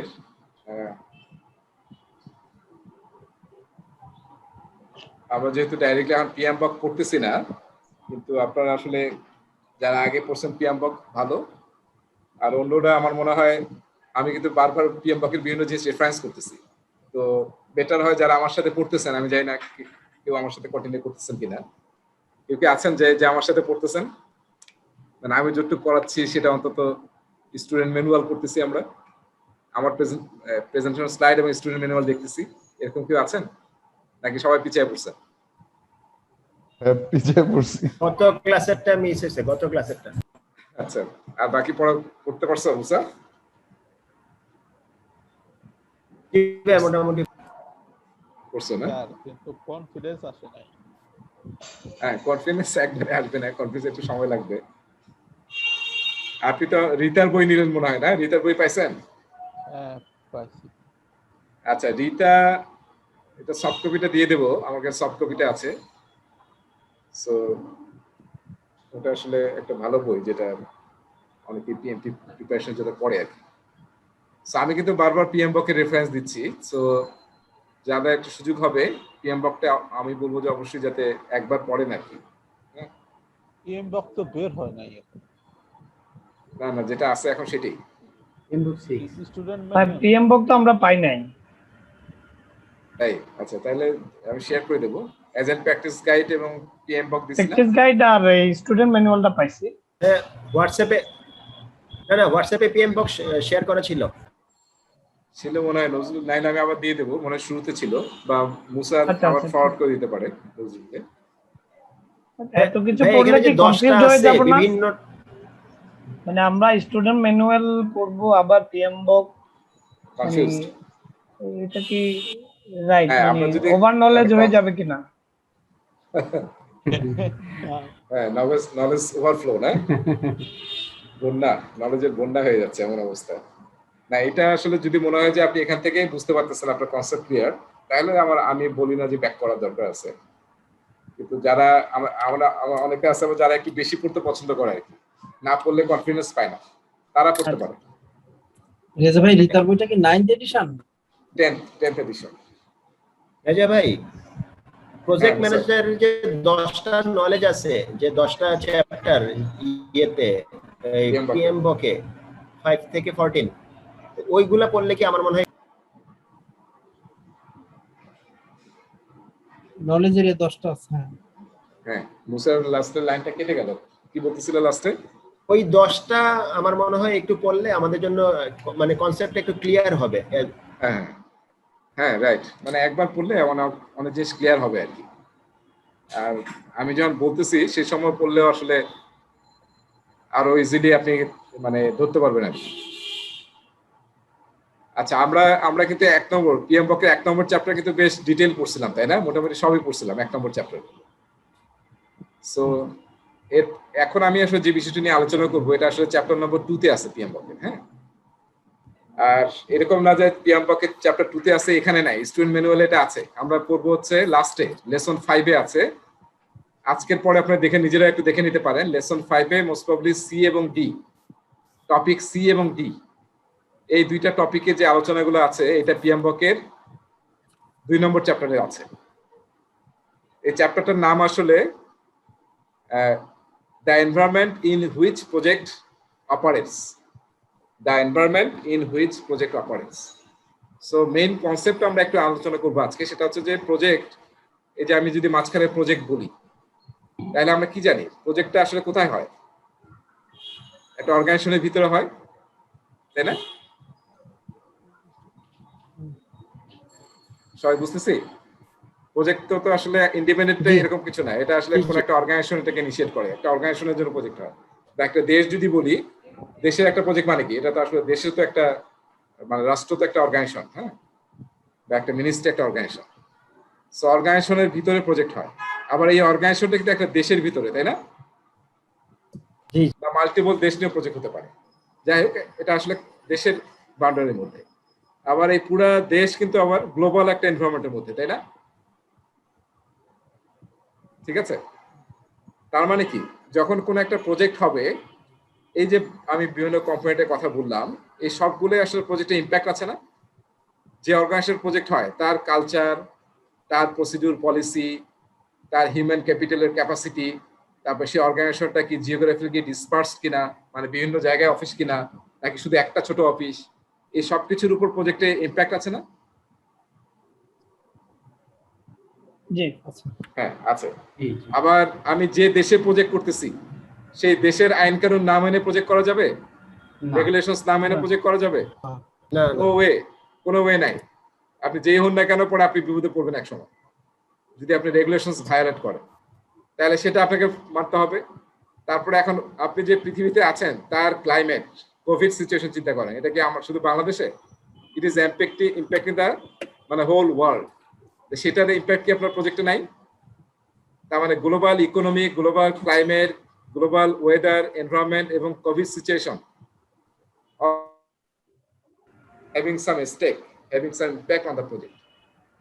তার মানে আমরা যখন প্রজেক্ট করব তখন কিন্তু আমাদেরকে এই সমস্ত কনসিডারেশন রাখতে হবে। এই ব্যাপারগুলোকে পিএমবকের চ্যাপ্টার 2 তে বলছে যে the environment in which project operates. So এই জিনিসগুলো কি করে প্রজেক্টে ইনফ্লুয়েন্স করতে পারে, তাই না? কি ইনফ্লুয়েন্স করতে পারে? পজিটিভ ইনফ্লুয়েন্স হতে পারে, নেগেটিভ ইনফ্লুয়েন্স হতে পারে। যেমন কোভিড এখন আমাদের বেশিরভাগ জায়গায় নেগেটিভ হয়ে গেছে ইম্প্যাক্ট। আবার দেখেন জুম এই কোভিড এর কারণে কি বিলিনিয়ার হয়ে গেল, যে জুম হয়তো আমরা কখনো ইউজ করতাম না, but they are now billionaires, right? Covid এর কারণে। কিন্তু কোভিড না হলে তাকে কেউ ওইভাবে চিন্তাও না হতো। সেই যে ইনফ্লুয়েন্স পজিটিভ হতে পারে, নেগেটিভ হতে পারে, সেই ইনফ্লুয়েন্সকে 2 ভাগে ভাগ করছে পিএমবকে। এই ইনফ্লুয়েন্সকে 2 ভাগে ভাগ করছে। একটাকে বলা হয় ইইএফ, এন্টারপ্রাইজ এনভায়রনমেন্টাল ফ্যাক্টর, আর আরেকটাকে বলা হয় ওপিএ, অর্গানাইজেশনাল প্রসেস অ্যাসেট। ঠিক আছে, তাহলে এন্টারপ্রাইজ এনভায়রনমেন্টাল ফ্যাক্টর হচ্ছে কোনগুলো? এটাকে আবার 2 ভাগে ভাগ করা যায়। একটা হচ্ছে এক্সটার্নাল, আর একটা হচ্ছে ইন্টারনাল। ঠিক আছে, এক্সটার্নাল কিরকম? যেমন আমরা যদি এরকম বলি, এই যে আমি বোধহয় আলোচনা করছিলাম না, পেস্টেল বলছিলাম, পেস্টেল মানে কি মনে আছে? না আলোচনা করি নাই। আচ্ছা, পেস্টেল মানে হচ্ছে পলিটিক্যাল, হ্যাঁ, ইকোনমিক। এস হচ্ছে সোশ্যাল, টি তে টেকনোলজিক্যাল, এল তে লিগাল, ইতে হচ্ছে এনভায়রনমেন্টাল। দেখেন এই 6টা জিনিস, এগুলো কি ইম্প্যাক্ট আছে না প্রজেক্টে? পলিটিক্স, দেশের পলিটিক্স এবং পুরো গ্লোবাল পলিটিক্স, দেশের ইকোনমি, গ্লোবাল ইকোনমি। দেখেন সোশ্যাল, টেকনোলজিক্যাল, এই যে টেকনোলজির বিশাল চেঞ্জ হতেছে, লিগ্যাল ফ্যাক্টরস এবং এনভায়রনমেন্টাল খুবই ইম্পর্টেন্ট। আপনার দেশের জন্য ইম্পর্টেন্ট, পুরো গ্লোবাল পৃথিবীর জন্য ইম্পর্টেন্ট হচ্ছে এনভায়রনমেন্ট। সো এই সব জিনিসকে আমরা কি বলি? এগুলো বলি আসলে এক্সটার্নাল এন্টারপ্রাইজ এনভায়রনমেন্টাল ফ্যাক্টর, যেখানে আসলে আমাদের টিমের করার কিছুই নাই। মোস্টলি আমরা যারা প্রজেক্ট টিমে কাজ করি, এখানে কিছু করার আছে যে আমাদের প্রজেক্টটা যাতে ভালো হয় এই জন্য আমরা পলিটিক্যাল কোনো চেঞ্জ করলাম? এটা কিন্তু মানে কোয়াইট ইম্পসিবল। মানে আমরা যারা প্রজেক্ট টিমে বিভিন্ন প্রজেক্টে ইনভলভ আছি, সো এটা কিন্তু আমাদের প্রজেক্ট টিমের কন্ট্রোলের বাইরে, কিন্তু এটার কিন্তু হিউজ ইম্প্যাক্ট আছে। সেটাকে বলা হচ্ছে এক্সটার্নাল এন্টারপ্রাইজ এনভায়রনমেন্টাল ফ্যাক্টর। ঠিক আছে? আর ইন্টারনাল কি? ইন্টারনাল মানে বুঝতেছি আমার অর্গানাইজেশনের ভিতরে, সরি, তার মধ্যে দেখেন আমার অর্গানাইজেশনের স্ট্রাকচার মানে কি? মানে আমার অর্গানাইজেশনটা কি ফ্ল্যাট অর্গানাইজেশন নাকি হাই ব্যুরোক্রেটিক অর্গানাইজেশন? হ্যাঁ, যদি ব্যুরোক্রেটিক অর্গানাইজেশন হয় তাহলে সেখানে কিন্তু ম্যানেজমেন্ট ডিফারেন্ট এবং তখন প্রজেক্টের কাজও ডিফারেন্ট হয়ে যাবে। আর যদি খুবই ফ্ল্যাট অর্গানাইজেশন হয় তখন কিন্তু আবার ম্যানেজমেন্টের ডিফারেন্ট। আর্মির চিন্তা করেন, আর্মির ম্যানেজমেন্ট আর নর্মাল প্রাইভেট সেক্টরের ম্যানেজমেন্ট ডিফারেন্ট না? যেমন আমরা দেখবেন যে রবির সিও মাহতাব ভাই, সবাই দেখবেন যে মাহতাব ভাই বলতেছে, আর মেজর জেনারেলকে ভাই বলা যাবে? হ্যাঁ, মানে আপনি ধরেন আপনার ফ্রেন্ড, তাও কি বলতে পারবেন ভাই? কিন্তু আপনি হয়তো মানে কি বলে এটাকে, কর্নেল নাকি না ব্রিগেডিয়ার জেনারেল আছেন, আপনাদের ফ্রেন্ড ভাই বলা যাবে? তখন ভাই গুলি করতে আর ওই যে স্টকের দিকে তাকাইতে হবে না, বাটন মেরে গুলি দিয়ে দিবে। তার মানে দেখেন সরকারি অফিসেও তো আপনি সিনিয়র জুনিয়র তো ভাই বলা যাবে না। হ্যাঁ, রাইট। সো এই যে এই ফ্যাক্টরগুলো, এগুলো হচ্ছে ইন্টারনাল ফ্যাক্টরস। আপনার অর্গানাইজেশনের স্ট্রাকচার, অর্গানাইজেশনের কালচার, এই যে কালচারের উপরে ডিপেন্ড করে। হ্যাঁ, যে আমাদের টেলিকমগুলার বা প্রাইভেট সেক্টর সবাই ভাই ভাই বলতেছে। শহীদুল ভাই কি আপনাকে এখন কি জেটিতে সবাই শহীদুল ভাই বলে নাকি এখন স্যার বলে? স্যার বলে না, যারা আগে চাকরি করছে ওরা স্যারই বলে না, স্যার বলে যেহেতু আগে ওরা করে আসছে কাজ অনেকে, তার জন্য। কিন্তু রবি তো সব ভাই বলছে, রবি সবাই ভাই বলতো। হ্যাঁ, মানে প্র্যাকটিসটা এরকম আর কি। তবে আমার মনে হচ্ছে যে আমরা যে যারা আপনাদের বিটিসি তে আরো লোকজন রবিতে ছিল আগে, ওদের নামটা ভুলে গেছি, তো ওনাদেরকে আমরা আবার স্যার বলতাম আর কি, যেহেতু ওনারা ওইভাবে আসছে আর কি। যেহেতু হ্যাঁ পুরনো যারা এসছে তাদের এটা হলো আলাদা, কিন্তু যারা নতুন যারা তারা ওই সিস্টেমের সাথে অ্যাডাপ্ট করে নেয় আর কি। যেমন এই যে জেটিতে আমার সাথে যারা, আমি যখন বিটিসি এর এসেছিলাম, আমার সাথে যে সমস্ত এই প্রাইভেট কোম্পানিতে চাকরি করছে, আমার অফিসে এসছে বিভিন্ন সময় প্রজেক্টের ডিরেক্টর ছিলাম, কাজের সাথে এসছে, প্রজেক্টে ছিল, ওরা তো আগের ট্রেডিশনটাই ফলো করছে। সো দেখেন তাহলে আমরা কি বলতেছি? Internal factors, enterprise environment factor internal. তার মানে আমার অর্গানাইজেশনের স্ট্রাকচার, অর্গানাইজেশনের কালচার, ভিশন, মিশন, স্ট্র্যাটেজি, তারপর আমার অর্গানাইজেশনের অফিসটার জিওগ্রাফি। একটা অফিস ধরেন অনেকগুলো ব্রাঞ্চ, একটা ব্যাংক যদি বাংলাদেশে ধরেন প্রায় সব ডিস্ট্রিক্টেই, ইভেন সব থানাতে তাদের ব্রাঞ্চ আছে। হ্যাঁ, আবার কোনো একটা ছোট অফিস যাদের একটাই অফিস, তাহলে কি এনভায়রনমেন্টটা ডিফারেন্ট। সো এই জিনিসগুলা, তারপর আপনার হিউম্যান ক্যাপাবিলিটি, যেটা আমরা হিউম্যান ক্যাপিটাল বলি, তারা কিরকম স্মার্ট ক্যাপাসিটি, হিউম্যান ক্যাপাসিটি, তার উপর কিন্তু আপনার অর্গানাইজেশনের প্রজেক্টের ইম্প্যাক্ট আছে। ঠিক আছে? সো এই জিনিসগুলোকে আমরা বলতেছি ইন্টারনাল এন্টারপ্রাইজ এনভায়রনমেন্টাল ফ্যাক্টর। এইটাকেও কিন্তু আমরা খুব সহজে চেঞ্জ করতে পারি আমাদের টিম, তাই না? কারণ ওগুলোর বরঞ্চ আমাদের উপর ইম্প্যাক্ট আছে, ওইটার সাথে আমাদেরকে তাল মিলিয়ে চলতে হয়। আর এরপরে আসেন ডান সাইডে চলে আসি, ওপিএ। ওপিএ মানে অর্গানাইজেশনাল প্রসেস অ্যাসেট। তার মানে ইট ইজ এক হোললি, মানে fully talking about organisational process asset. এটা দুইটা মেইন জিনিস। একটা হচ্ছে organisational existing process, procedure, policy, rules, regulations, এরকম যেটা ডাইরেক্টলি প্রজেক্টে কোনো কি বলবো এটাকে গাইডলাইন আছে। হ্যাঁ, সেটাকে আমরা বলি ওপি এর একটা পার্ট, ওয়ান পার্ট। ধরেন আমি যখন ইনিশিয়েশন করব তখন অর্গানাইজেশনে বলা আছে তুমি যখন কোনো একটা প্রজেক্ট ইনিশিয়েট করবা তোমার এই জায়গায় পারমিশন লাগবে, এরকম ডকুমেন্ট বানাতে হবে, এই অ্যাপ্রুভাল নিতে হবে, এত বাজেটের হলে এর কাছ থেকে অ্যাপ্রুভাল নিতে হবে, এত বাজেট নিচে হলে। আচ্ছা আমার লাস্টের কথাগুলো শোনা গেছে না নাকি? না শুনতে ফাইনাল হ্যাঁ শোনা যায়নি। আচ্ছা তাহলে আমরা ইয়াতে তো মনে হয় চলে গেল। হোয়াইট বোর্ডের কি অবস্থা দেখি। আমরা হোয়াইট বোর্ডে আলোচনা করতেছি না, প্রেজেন্ট স্লাইডে লিখতেছিলাম না? ওপিএ নিয়ে কথা হচ্ছিল। ওপিএ নিয়ে বলছিলেন। আচ্ছা আমরা জাস্ট একটু হোয়াইট বোর্ডে শেয়ার। আচ্ছা তাহলে আমরা বলতেছিলাম যে ইনফ্লুয়েন্সকে আসলে আমরা দুইটা ক্যাটাগরিতে ভাগ করি, তাই না? আমরা লাস্টের দিকে ছিলাম ইএফ, একটা হচ্ছে ওপিএ, ঠিক আছে? আর ওপিএ আমরা ইএফটা নিয়ে আলোচনা শেষ করে ফেলছি, ওপিএ নিয়ে আমরা দুইটা কথা বলতেছিলাম। এটা তো আমরা বুঝতে পারছি না যে অর্গানাইজেশনের existing process, procedure, policy, guideline, framework যেটা আমাদের প্রজেক্টের initiation, planning, execution, monitoring, control এবং প্রজেক্ট নিয়ে কিছু বলবে, গাইডলাইন আছে, সেটা আমাদের ফলো করতে হবে। তো সেটাকে আমরা বলতেছি ওপিএ। আর একটা কি বলতেছি, ওপিএ এর একটা পার্ট হচ্ছে কর্পোরেট নলেজ বেস, কেবি, কর্পোরেট নলেজ বেস। তার মানে আমার অর্গানাইজেশন অনেক দিন থেকে প্রজেক্ট করে আসতেছে, ফলে আগের প্রজেক্টের যত এক্সপিরিয়েন্স আছে, টেমপ্লেট আছে, ফাইল আছে, নলেজ শেয়ারিং আছে, লেসন লার্ন আছে, তারপরে রেট্রোস্পেক্টিভ থেকে হয়তো আমরা বিভিন্ন কিছু নতুন শিখছি। তো সেই জিনিসগুলোকে বলা হচ্ছে নলেজ বেস। যখন আমরা আমাদের প্রজেক্ট শুরু করব তখন অবশ্যই দেখতে হবে যে এক্সিস্টিং কোনো নলেজকে ক্যান উই রিউজ, ঠিক আছে? তো এই হচ্ছে ইএফ এবং ওপি এর মধ্যে রিলেশন এবং এটার সাথে প্রজেক্টের সম্পর্ক। সো সব প্রজেক্টে কিন্তু এই দুইটা ইম্প্যাক্ট আপনাদেরকে কনসিডার করতেই হবে। যখন আপনি প্রজেক্টে যে কাজ করেন না কেন, আপনাকে দেখতে হবে যে এক্সটার্নাল কি কি ফ্যাক্টর আছে, ইন্টারনাল কি কি ফ্যাক্টর আছে, আপনার অর্গানাইজেশনের ওপি এর মধ্যে প্রসিডিউর বা গাইডলাইন কিছু আছে কিনা, এবং আগের কোনো প্রজেক্ট থেকে can you take anything for your new project. So সেটাকে বলা হচ্ছে নলেজ বেস।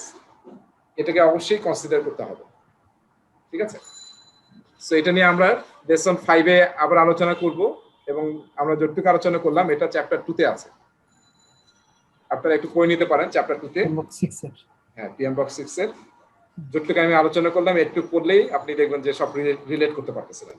আজকে বা কালকের মধ্যে যদি পড়ে ফেলেন একটু কাইন্ডলি, পুরাটা পাওয়া দরকার নেই, যতটুকু আমি আলোচনা করলাম। ইএফ কয় প্রকার, কি কি, এবং ওপিএ এবং তার কি। এখানে যে আমি ইএফ এর যে এক্সাম্পলগুলো দিচ্ছিলাম ওগুলো প্রতিটাই দেখবেন যে লেখা আছে কি কি এক্সাম্পল, পিপি এর এক্সাম্পল দেওয়া আছে, নলেজ বেজের কি কি হবে, টেমপ্লেট কি কি, এগুলো এক্সাম্পল দেওয়া আছে। একবার যা চোখ খুলে গেলে আপনার কনসেপ্ট ক্লিয়ার হয়ে যাবে। তো এখান থেকে আসল কনসেপ্ট হচ্ছে যখনই আপনি প্রজেক্ট করবেন তখনই ইএফ এবং ওপিএ কে সব জায়গায় কনসিডার করতে হবে, আপনি প্রজেক্টে যে কাজ করেন না কেন, ঠিক আছে? এটা বাদ দিয়ে কোনো কাজ করা যাবে না, তাহলে আপনি কিন্তু সাংঘাতিকভাবে পরে ইম্প্যাক্টেড হবেন আর কি। যেমন আমরা দেখেন র্যাঙ্কসের যে বিল্ডিংটা ছিল ওটা আছে, বিজিএম এর বিল্ডিং, তাই না? মানে দেখেন কি হলো, কারণ যে এই যে এখানে এই যে ইএফ কিংবা ওপি এর মধ্যে তারা গোলমাল করছে, দ্যাটস ওয়াই কিন্তু আর ওটা এক্সিস্ট করতেছে। সো আপনার প্রজেক্টে কিন্তু এরকম হতে পারে। আরেকটা ব্যাপার ভাই, এগুলো কনসিডার না করলে আগের পুরো কাজগুলো আবার নতুন ভাবে করতে হবে। Right right. সো 9:06 বাজে, আমরা একটু ব্রেকে যাই নাকি? না মানলে যে তখনই হ্যাঁ শহীদ ভাই, হ্যাঁ তাহলে আমরা একটু ব্রেকে যাচ্ছি। হ্যাঁ, জাস্ট 4-5 মিনিট। তাহলে ব্রেক 5 মিনিট। জি জি।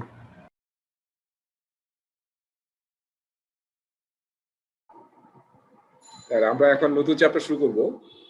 তো আসলে সিকোয়েন্সিয়ালি চ্যাপ্টারটা এখন আছে প্ল্যান এন্ড ম্যানেজ কস্ট, আমরা ওটা একটু স্কিপ করব।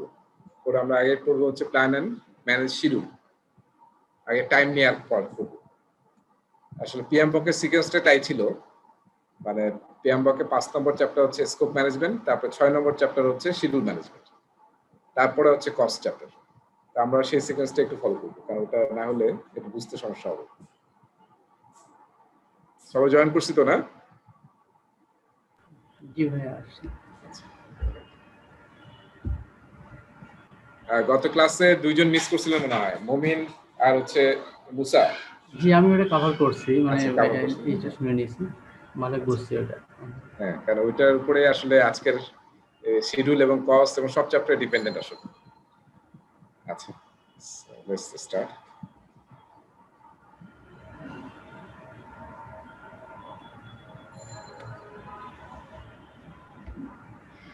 ওকে, so we are done with scope. এখন আমরা চলে যাব হচ্ছে শিডিউলে। শিডিউলটা মানে one of the biggest chapters আর কি। লেটস সি কতদূর আজকে আগানো যায়।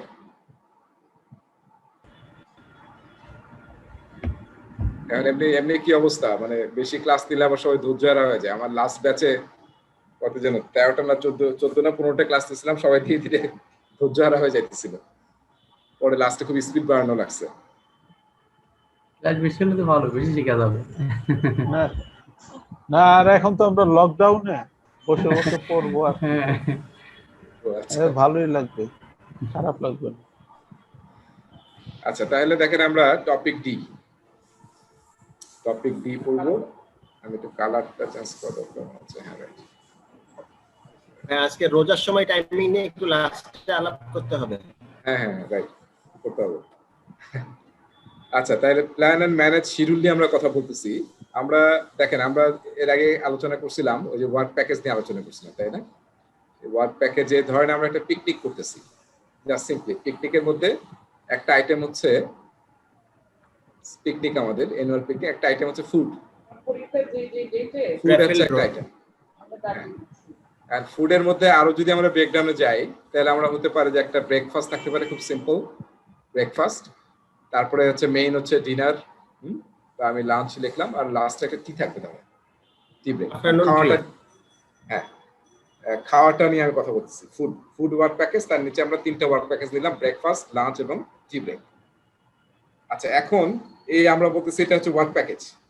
তার মানে ওয়ার্ক প্যাকেজ মানে কি, এর ভিতরে কাজ আছে। তো কাজগুলো যদি এখন ব্রেকফাস্ট, তাহলে ব্রেকফাস্টের কি কি কাজ হওয়া উচিত, কি কি কাজ করলে আমাদের ব্রেকফাস্টটা ঠিকমতো অ্যারেঞ্জ হবে পিকনিকে।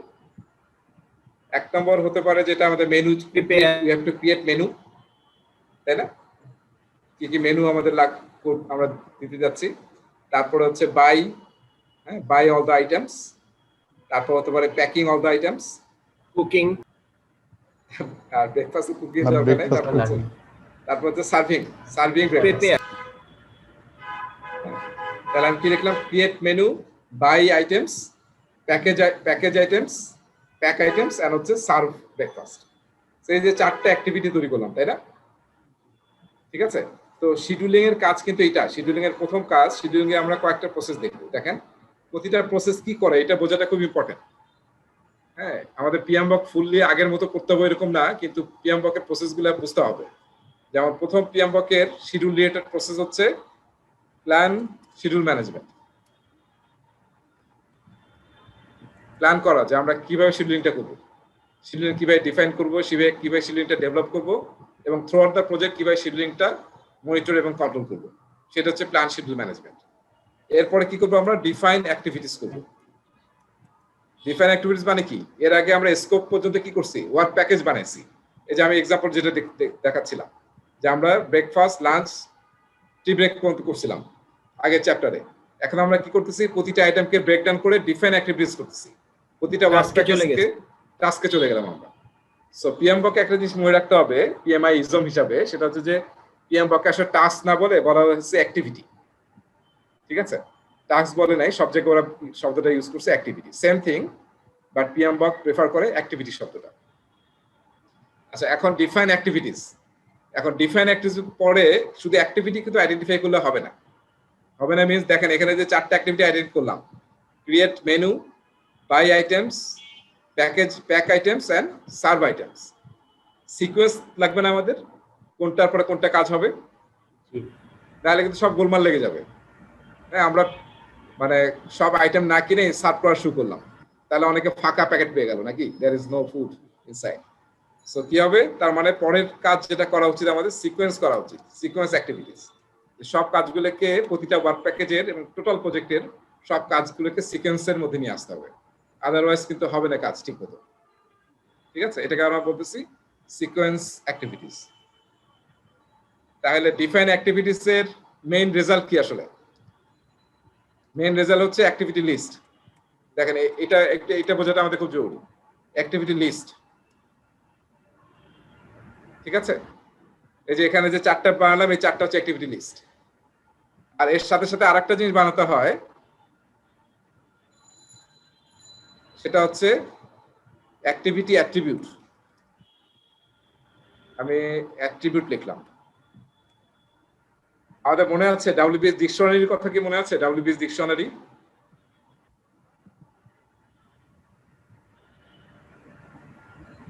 মনে আছে? What is WBS dictionary?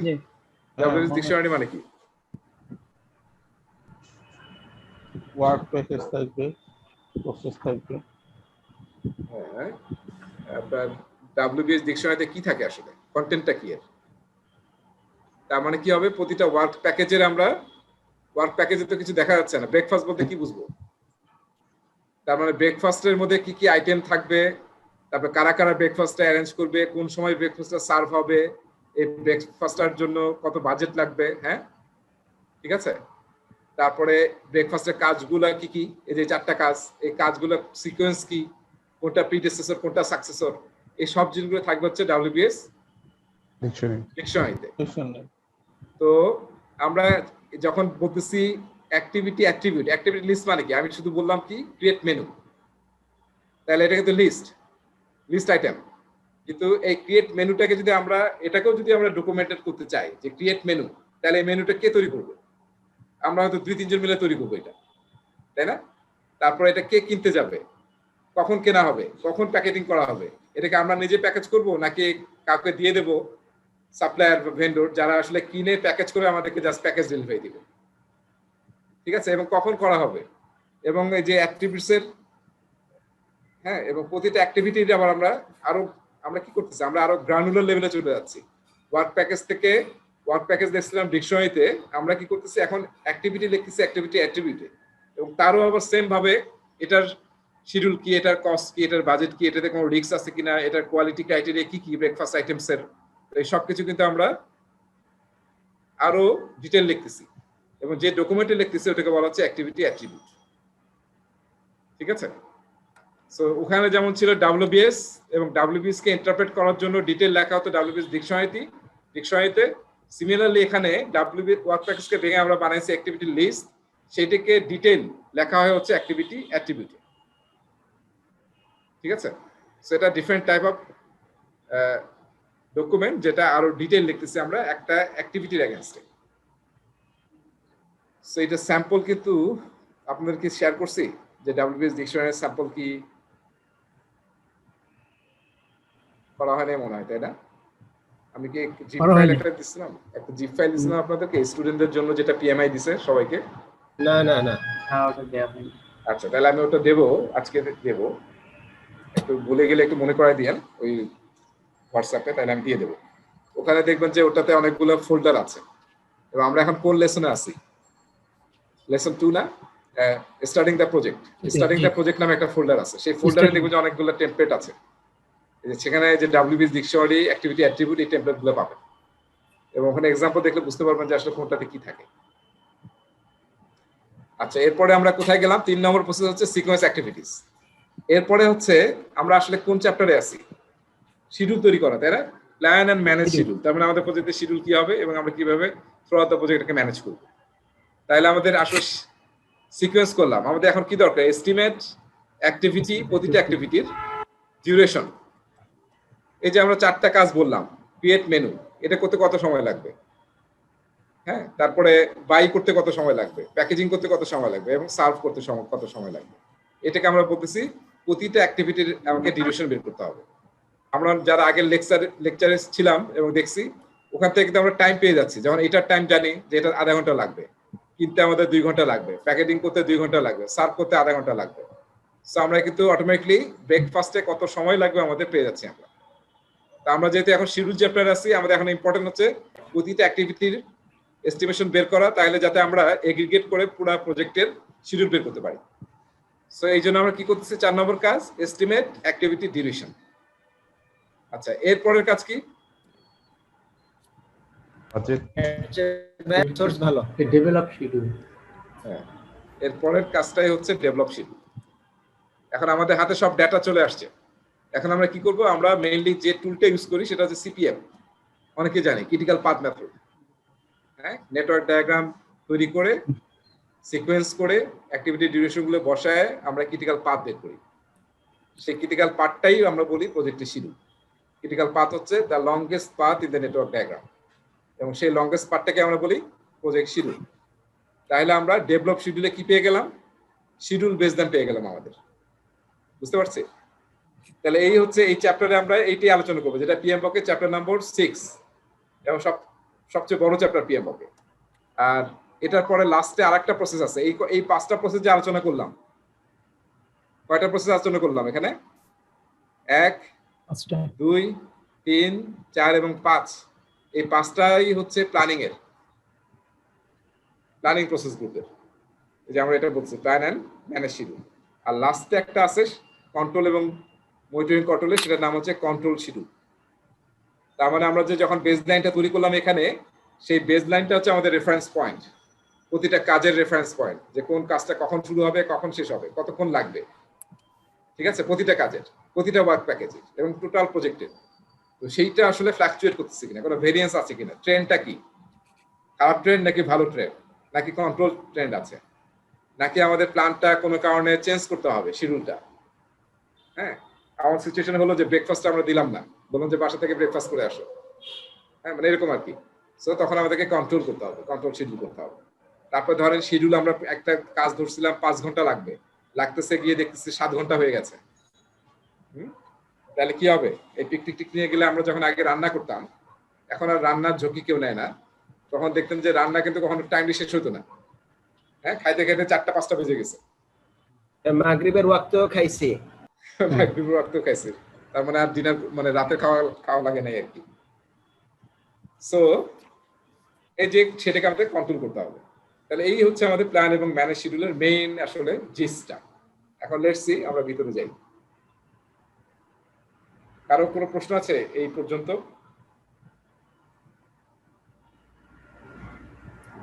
আচ্ছা, এখন এনাবলারস কি কি? 1 নম্বর হচ্ছে এস্টিমেট প্রজেক্ট টাস্ক, ওই যেটা আমরা ডিফাইন অ্যাক্টিভিটির থ্রুতে করব, ঠিক আছে? প্রতিটা কাজ বের করা এবং আবার মাইলস্টোন বের করতে হবে, প্রজেক্টে কি কি মাইলস্টোন আছে। মাইলস্টোন নিয়ে আমরা একটু পরে আরো ডিটেইল আলোচনা করব। এবং ডিপেন্ডেন্সিটা খুব ইম্পর্টেন্ট, ডিপেন্ডেন্সি থেকে আসলে সিকোয়েন্স তৈরি হয়। তারপর ইউটিলাইজ বেঞ্চমার্কস এন্ড হিস্টোরিক্যাল ডাটা, খুবই ইম্পর্টেন্ট। আমরা যখন এস্টিমেট করি তখন কি করি, আমরা অলওয়েজ হিস্টোরিক্যাল ডাটা ইউজ করি, মানে আমাদের এক্সপিরিয়েন্স থেকে আমরা ডিরেকশন করি। তো এরকম যদি আমাদের এক্সপিরিয়েন্স থাকে সেটা আমরা ইউজ করতে পারি। বা বেঞ্চমার্ক মানে কি, অলরেডি কেউ করছে এই ধরনের কাজ, তাদের কিরকম সময় লাগছে। যেমন আমাকে অনেকে প্রশ্ন করে, আপনারা হয়তো প্রশ্ন করছেন যে আসলে পরীক্ষা, পিএমপি পরীক্ষায় প্রিপারেশনের জন্য আসলে কত সময় দেওয়া দরকার, কত মাস পড়া দরকার, বা প্রতিদিন কতটুকু পড়া দরকার। তাহলে মানে কি, মানে আমরা এটা হিস্টোরিক্যাল ডাটা বা বেঞ্চমার্ক থেকে জানতে চাই যে আসলে কিরকম স্টাডি করলে আমরা সাকসেসফুলি ফার্স্ট অ্যাটেম্পটে পিএমপি পাস করতে পারবো। সো ওটা হচ্ছে বেঞ্চমার্ক, যে কেউ আগে করে ফেলছে বা স্ট্যান্ডার্ড একটা, সেটা ফলো করে আমরা যদি শিডিউলিং করি। কেন এটা ইউজ করবো? আমরা যখন শিডিউলিং করবো সেই সময়, প্রতিটা আইটেমে যখন শিডিউলিং করবো। Prepare schedule based on methodology, এখানে আসলে আমরা সিপিএম নিয়ে কথা বলবো। Measure ongoing progress based on methodology, ওই যে কন্ট্রোল শিডিউল করা। Modify schedule as needed based on methodology. Methodology বলতে কিন্তু আমরা এখানে বলতেছি অ্যাজাইল এবং ট্রেডিশনালের কথা বলতেছি। এবং আরো 2টা নতুন কথা আমরা একটু পরে আলোচনা করব, সেটা হচ্ছে অন ডিমান্ড শিডিউলিং, একটা যেন কি শিডিউলিং আমি একটু ভুলে গেছি। সেই 2টা শিডিউলিং নিয়ে আমরা আলোচনা করবো, ওই 2টা কি দেখবো। আচ্ছা, মডিফাই শিডিউল অ্যাজ নিডেড। আচ্ছা, তারপর হচ্ছে coordinate with other projects and other operations. This is very important. যে আমরা একটু আগে যে ওপিএ বললাম না, মনে আছে ওপিএ? সো আপনি অর্গানাইজেশনে একটা প্রজেক্ট করতেছেন, একই টাইমে কি হয়, আরো হয়তো 50টা প্রজেক্ট চলতেছে। একটা বড় অর্গানাইজেশনে কি হয়, একসাথে 30, 40, 50টা প্রজেক্ট রান করে বিভিন্ন ডিপার্টমেন্টে। কিছু কিছু প্রজেক্টে আবার ক্রস কাটিং প্রজেক্ট, তাই না, একটার সাথে একটা ডিপেন্ডেন্ট আছে। তো আপনি যে প্রজেক্ট করতেছেন তার সাথে আরো কোন রিলেশন আছে, কারণ দেখা যাবে একই রিসোর্স বা একই ইকুইপমেন্ট, একই ফ্যাসিলিটি ইউ আর শেয়ারিং। সেটা না জানলে কিন্তু আপনার গোলমাল লেগে যাবে। This is actually part of OPA বা এন্টারপ্রাইজ এনভায়রনমেন্ট ফ্যাক্টরের ইন্টারনাল পার্ট। আচ্ছা, এই নানান টুল নিয়ে আমরা আলোচনা করব। সো আমার মনে হয় আমরা যখন দেখবো তখনই আর কভার করতে পারবো, পরে এখানে মিলাই দেখবেন যে সব আমরা কভার করছি কিনা। অনেকগুলো টুল আছে, অনেক অ্যাজাইলের টুল, যেমন টি শার্ট সাইজিং আমরা আলোচনা করছি, স্টোরি পয়েন্ট নিয়ে কথা বলছি। এখানে ট্রেডিশনাল প্রজেক্টে আমরা টপ ডাউন বটম আপ এসব নিয়ে আলোচনা করব। রিলেটিভ এস্টিমেটর মনে আছে, রিলেটিভ এস্টিমেটিং অ্যাজাইল ইউজ করা হয়। অলরাইট, দেখি রাজা ভাই। হ্যাঁ, আচ্ছা, মিটিংস জিনিসটা টুলস কিভাবে হয়? আচ্ছা, টুলস আর ডেলিভারেবল নিয়ে কনফিউজ হওয়ার কোনো দরকার নেই আসলে। মানে একটাকে আপনি মিটিংকে টুলও বলতে পারেন, আবার ডেলিভারেবলও বলতে পারেন।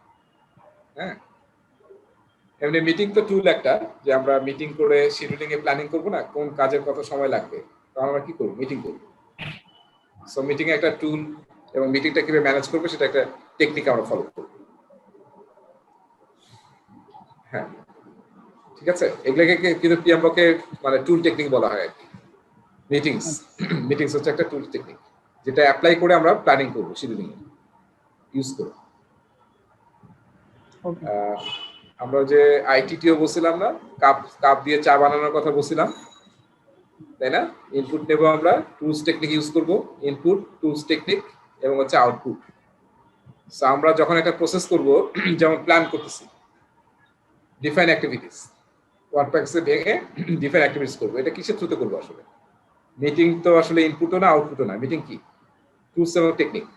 আমরা সবাই মিলে বসে মিটিং করব, যে যে ওয়ার্ক প্যাকেজ এক্সপার্ট তাকে বলবো যে তুমি ডিসাইড করো যে কি কি কাজ করলে ওয়ার্ক প্যাকেজটা খুবই সুন্দরভাবে কমপ্লিট হবে। তো সেটা হচ্ছে মিটিংস।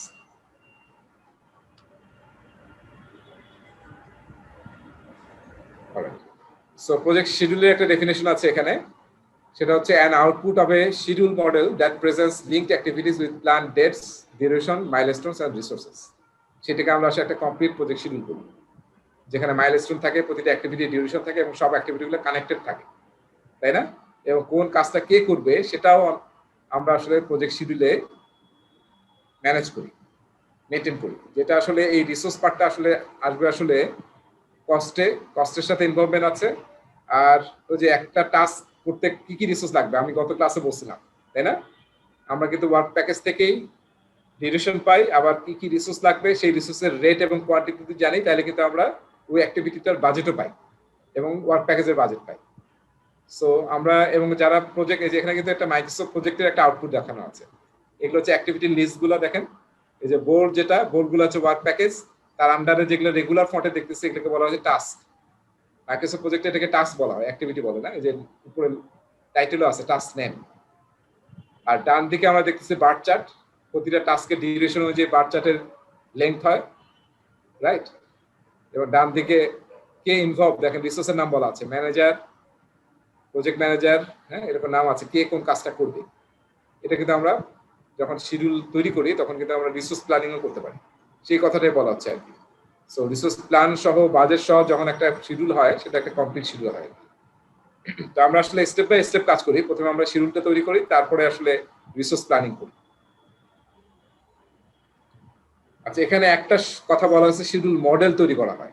এই output of an output of A schedule model.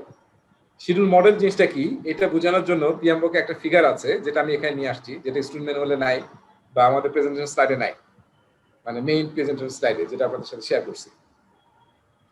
তো আমি কিন্তু অনেক স্লাইড চেঞ্জ করব, সেগুলোকে আপনারা পরে আবার শেয়ার করে দেবো। লাস্টেরটা বোধহয় আমি শেয়ার করে দিয়েছিলাম, তাই না? লাস্টের লেসন 1টা। আচ্ছা, এই ফিগারটা একটু বোঝার চেষ্টা করেন। দেখেন যে আমরা আসলে যখন কোনো একটা প্রজেক্টের শিডিউল বানাই, প্রথমে কি করি, আমরা প্রজেক্টের ইনফরমেশন কালেক্ট করি। কি ইনফরমেশন? এই যে ইনফরমেশনটা মেন হচ্ছে প্রজেক্টকে ভেঙে ডাব্লিউবিএস তৈরি করি, ওয়ার্ক প্যাকেজকে ভেঙে অ্যাক্টিভিটি বানাই, প্রতিটা ডিউরেশন, তারপরে ডিপেন্ডেন্সি বের করি, প্রজেক্টের ক্যালেন্ডার তৈরি করি, মাইলস্টোন তৈরি করি এবং লিডস ল্যাগ অ্যাপ্লাই করি, কনস্ট্যান্টস অ্যাপ্লাই করি। এই সমস্ত ইনফরমেশনকে আমরা বলতেছি প্রজেক্ট ইনফরমেশন। সেই ইনফরমেশনকে নিয়ে আমরা কি করি, কোন একটা, এখন আর কি, এখন মানে আধুনিক যুগে, মডার্ন যুগে আমরা কোন একটা শিডিউলিং টুল ইউজ করি। যেমন এখানে বলা আছে মাইক্রোসফট প্রজেক্টের কথা। মাইক্রোসফট প্রজেক্ট আসলে শিডিউলিং টুল হিসেবে সবচেয়ে বেশি গ্লোবালি ইউজ হয়, যেটাতে শিডিউলিং তৈরি করা হয়, যেটা আমরা একটু আগে দেখলাম আগের ফিগার। সো কোন একটা শিডিউলিং সফটওয়্যার ইউজ করি। আর মেথড কি ইউজ করি আমরা? সিপিএম মেথড ইউজ করি, ক্রিটিক্যাল পাথ মেথড। তাহলে আমরা যখন যারা মাইক্রোসফট প্রজেক্ট কিছুটা ইউজ করছেন তারা কি জানেন যে প্রথমে আসলে এই জিনিসগুলো করতে হয় মাইক্রোসফট প্রজেক্টের বাইরে। প্রজেক্টকে ভেঙে আমরা ডাব্লিউবিএস তৈরি করি, ওয়ার্ক প্যাকেজ তৈরি করি, তারপর অ্যাক্টিভিটি বানাই এবং প্রতিটা অ্যাক্টিভিটি ডিউরেশন, ডিপেন্ডেন্সি, তারপরে হচ্ছে কনস্ট্রেন্ট, মাইলস্টোন কি কি সব আইডেন্টিফাই করি। এগুলো হচ্ছে প্রজেক্ট ইনফরমেশন। করার পর আমরা কি করি, শিডিউলিং টুলে এটাকে বসাই, এই যে এখানে লিস্টে বসাই আমরা। বসানোর পরে আমরা সিপিএম মেথডে সবগুলো কানেক্ট করলে, সিপিএম মেথড অ্যাপ্লাই করলে অটোমেটিকলি শিডিউল মডেল তৈরি হয়। ঠিক আছে, সেই শিডিউল মডেল থেকে আপনি মাইক্রোসফট প্রজেক্টেই প্রায় 100 টাইপের আপনি আউটপুট বানাতে পারবেন এই শিডিউল মডেল থেকে। ওটা হয়তো শুধু এরকম হতে পারে, just activity list with date এবং স্টার্ট ডেট এবং এন্ড ডেট। আবার আপনি করতে পারেন ডিটেল, মানে টাস্কের নাম, ওয়ার্ক প্যাকেজের নাম, এই যে এখানে তাই আছে, এবং ডান দিকে আপনি রিলেশনশিপ উইথ বার চার্ট তৈরি করতে পারেন। আবার নেটওয়ার্ক ডায়াগ্রামও আপনি এই শিডিউল মডেল থেকে তৈরি করতে পারেন। তো সমস্ত কি করি, প্রজেক্ট ইনফরমেশন দিয়ে আমরা শিডিউলিং টুল ইউজ করি এবং সিপিএম মেথড অ্যাপ্লাই করে আমরা শিডিউল মডেল তৈরি করি। সেটা থেকে আমরা অ্যাজ পার আওয়ার নিড আমরা different type of schedule, project schedule present করি। এগুলো হচ্ছে প্রেজেন্টেশন, অ্যাক্টিভিটি লিস্ট কিংবা বার চার্ট কিংবা মাইলস্টোন লিড কিংবা নেটওয়ার্ক ডায়াগ্রাম, আরো অনেকভাবে প্রেজেন্ট করা যায়। এইটা হচ্ছে শিডিউল মডেলের আসলে কনসেপ্টটা। মডেল মানে তো আমরা বুঝি, তাই না, যে আমরা যেমন যে বিস্কুট বানাই না, বা দেখেন না বেকারিতে বিভিন্ন শেপ আছে, তাই না, সেই শেপ থেকে কিন্তু বিভিন্ন জিনিস বানাচ্ছি আমরা। আমরা যদি একটা মডেল তৈরি করি, সেই মডেল থেকে আসলে we can create different type of product তৈরি করতে পারি। এটা কিন্তু আমরা ইয়াও করি না, ওই যে কি বলে অ্যাজাইলে অনেক আগে আমরা ইউজ করতাম, অবজেক্ট তৈরি করে সেই অবজেক্ট থেকে এক্সটেন্ড করা, ইনহেরিট করা।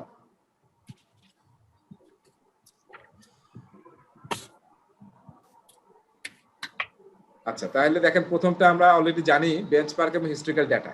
এটা আসলে প্রথম আলোচনায় আসছে যে আমাদের যদি যখন আমরা অ্যাক্টিভিটি তৈরি করব, কি করতেছি, ওয়ার্ক প্যাকেজ থেকে অ্যাক্টিভিটি বানাচ্ছে এবং প্রতিটা অ্যাক্টিভিটি ডিউরেশন বের করছে। So we can take help from benchmark, যে আগের প্রজেক্টে এরকম কাজে কত সময় লাগছে, দ্যাট ক্যান হেল্প আস, কিংবা হিস্টোরিক্যাল ডাটা আমাদের এক্সপিরিয়েন্স থেকে we can think or we can find out যে অ্যাক্টিভিটি করতে কত সময় লাগবে, সো হিস্টোরিক্যাল ডাটা আমাদের জন্য স্টার্টিং পয়েন্ট হিসেবে কাজ করতে পারে কোনো একটা অ্যাক্টিভিটির এস্টিমেশন।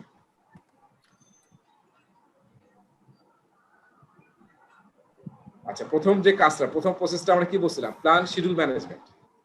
না হচ্ছে দেখি ব্যাক করি, এখানে দুইটা স্লাইড আছে। Schedule management plan, schedule management plan মানে কি বলছিলাম আমি, প্রথম কাজই হচ্ছে আপনাকে এই প্রসেস মানে পুরো শিডিউল তৈরি করার জন্য আপনাকে প্ল্যান করতে হবে যে কিভাবে শিডিউলটা ডেভেলপ করব, হ্যাঁ, তারপর শিডিউলটা কিভাবে থ্রু আউট দ্য প্রজেক্ট এটাকে ম্যানেজ করব, আমরা মনিটর করব, কন্ট্রোল করব। এবং আরো কিছু জিনিস থাকে শিডিউল ম্যানেজমেন্ট প্ল্যানে, যে আসলে আমরা যে শিডিউলিং করব সেটা ইউনিটটা কি হবে, এটিকে আমরা ডেতে করব নাকি আওয়ারে করব নাকি উইকলি করব, নাকি বড় প্রজেক্ট যদি হয় তাহলে হয়তো আমরা মান্থলি শিডিউলিং করব। ঠিক আছে, তারপর হচ্ছে শিডিউলের থ্রেশহোল্ড কি বা টলারেন্স কি, মানে কত পার্সেন্ট পর্যন্ত যদি থ্রেশহোল্ড পার হয়ে যায় তাহলে আসলে আমরা এটা কোথায় এসকেলেট করতে হবে, কার পারমিশন লাগবে সেটাকে অ্যাডজাস্ট করার জন্য। তো এই সব জিনিসগুলো থাকে হচ্ছে শিডিউল ম্যানেজমেন্ট প্ল্যান।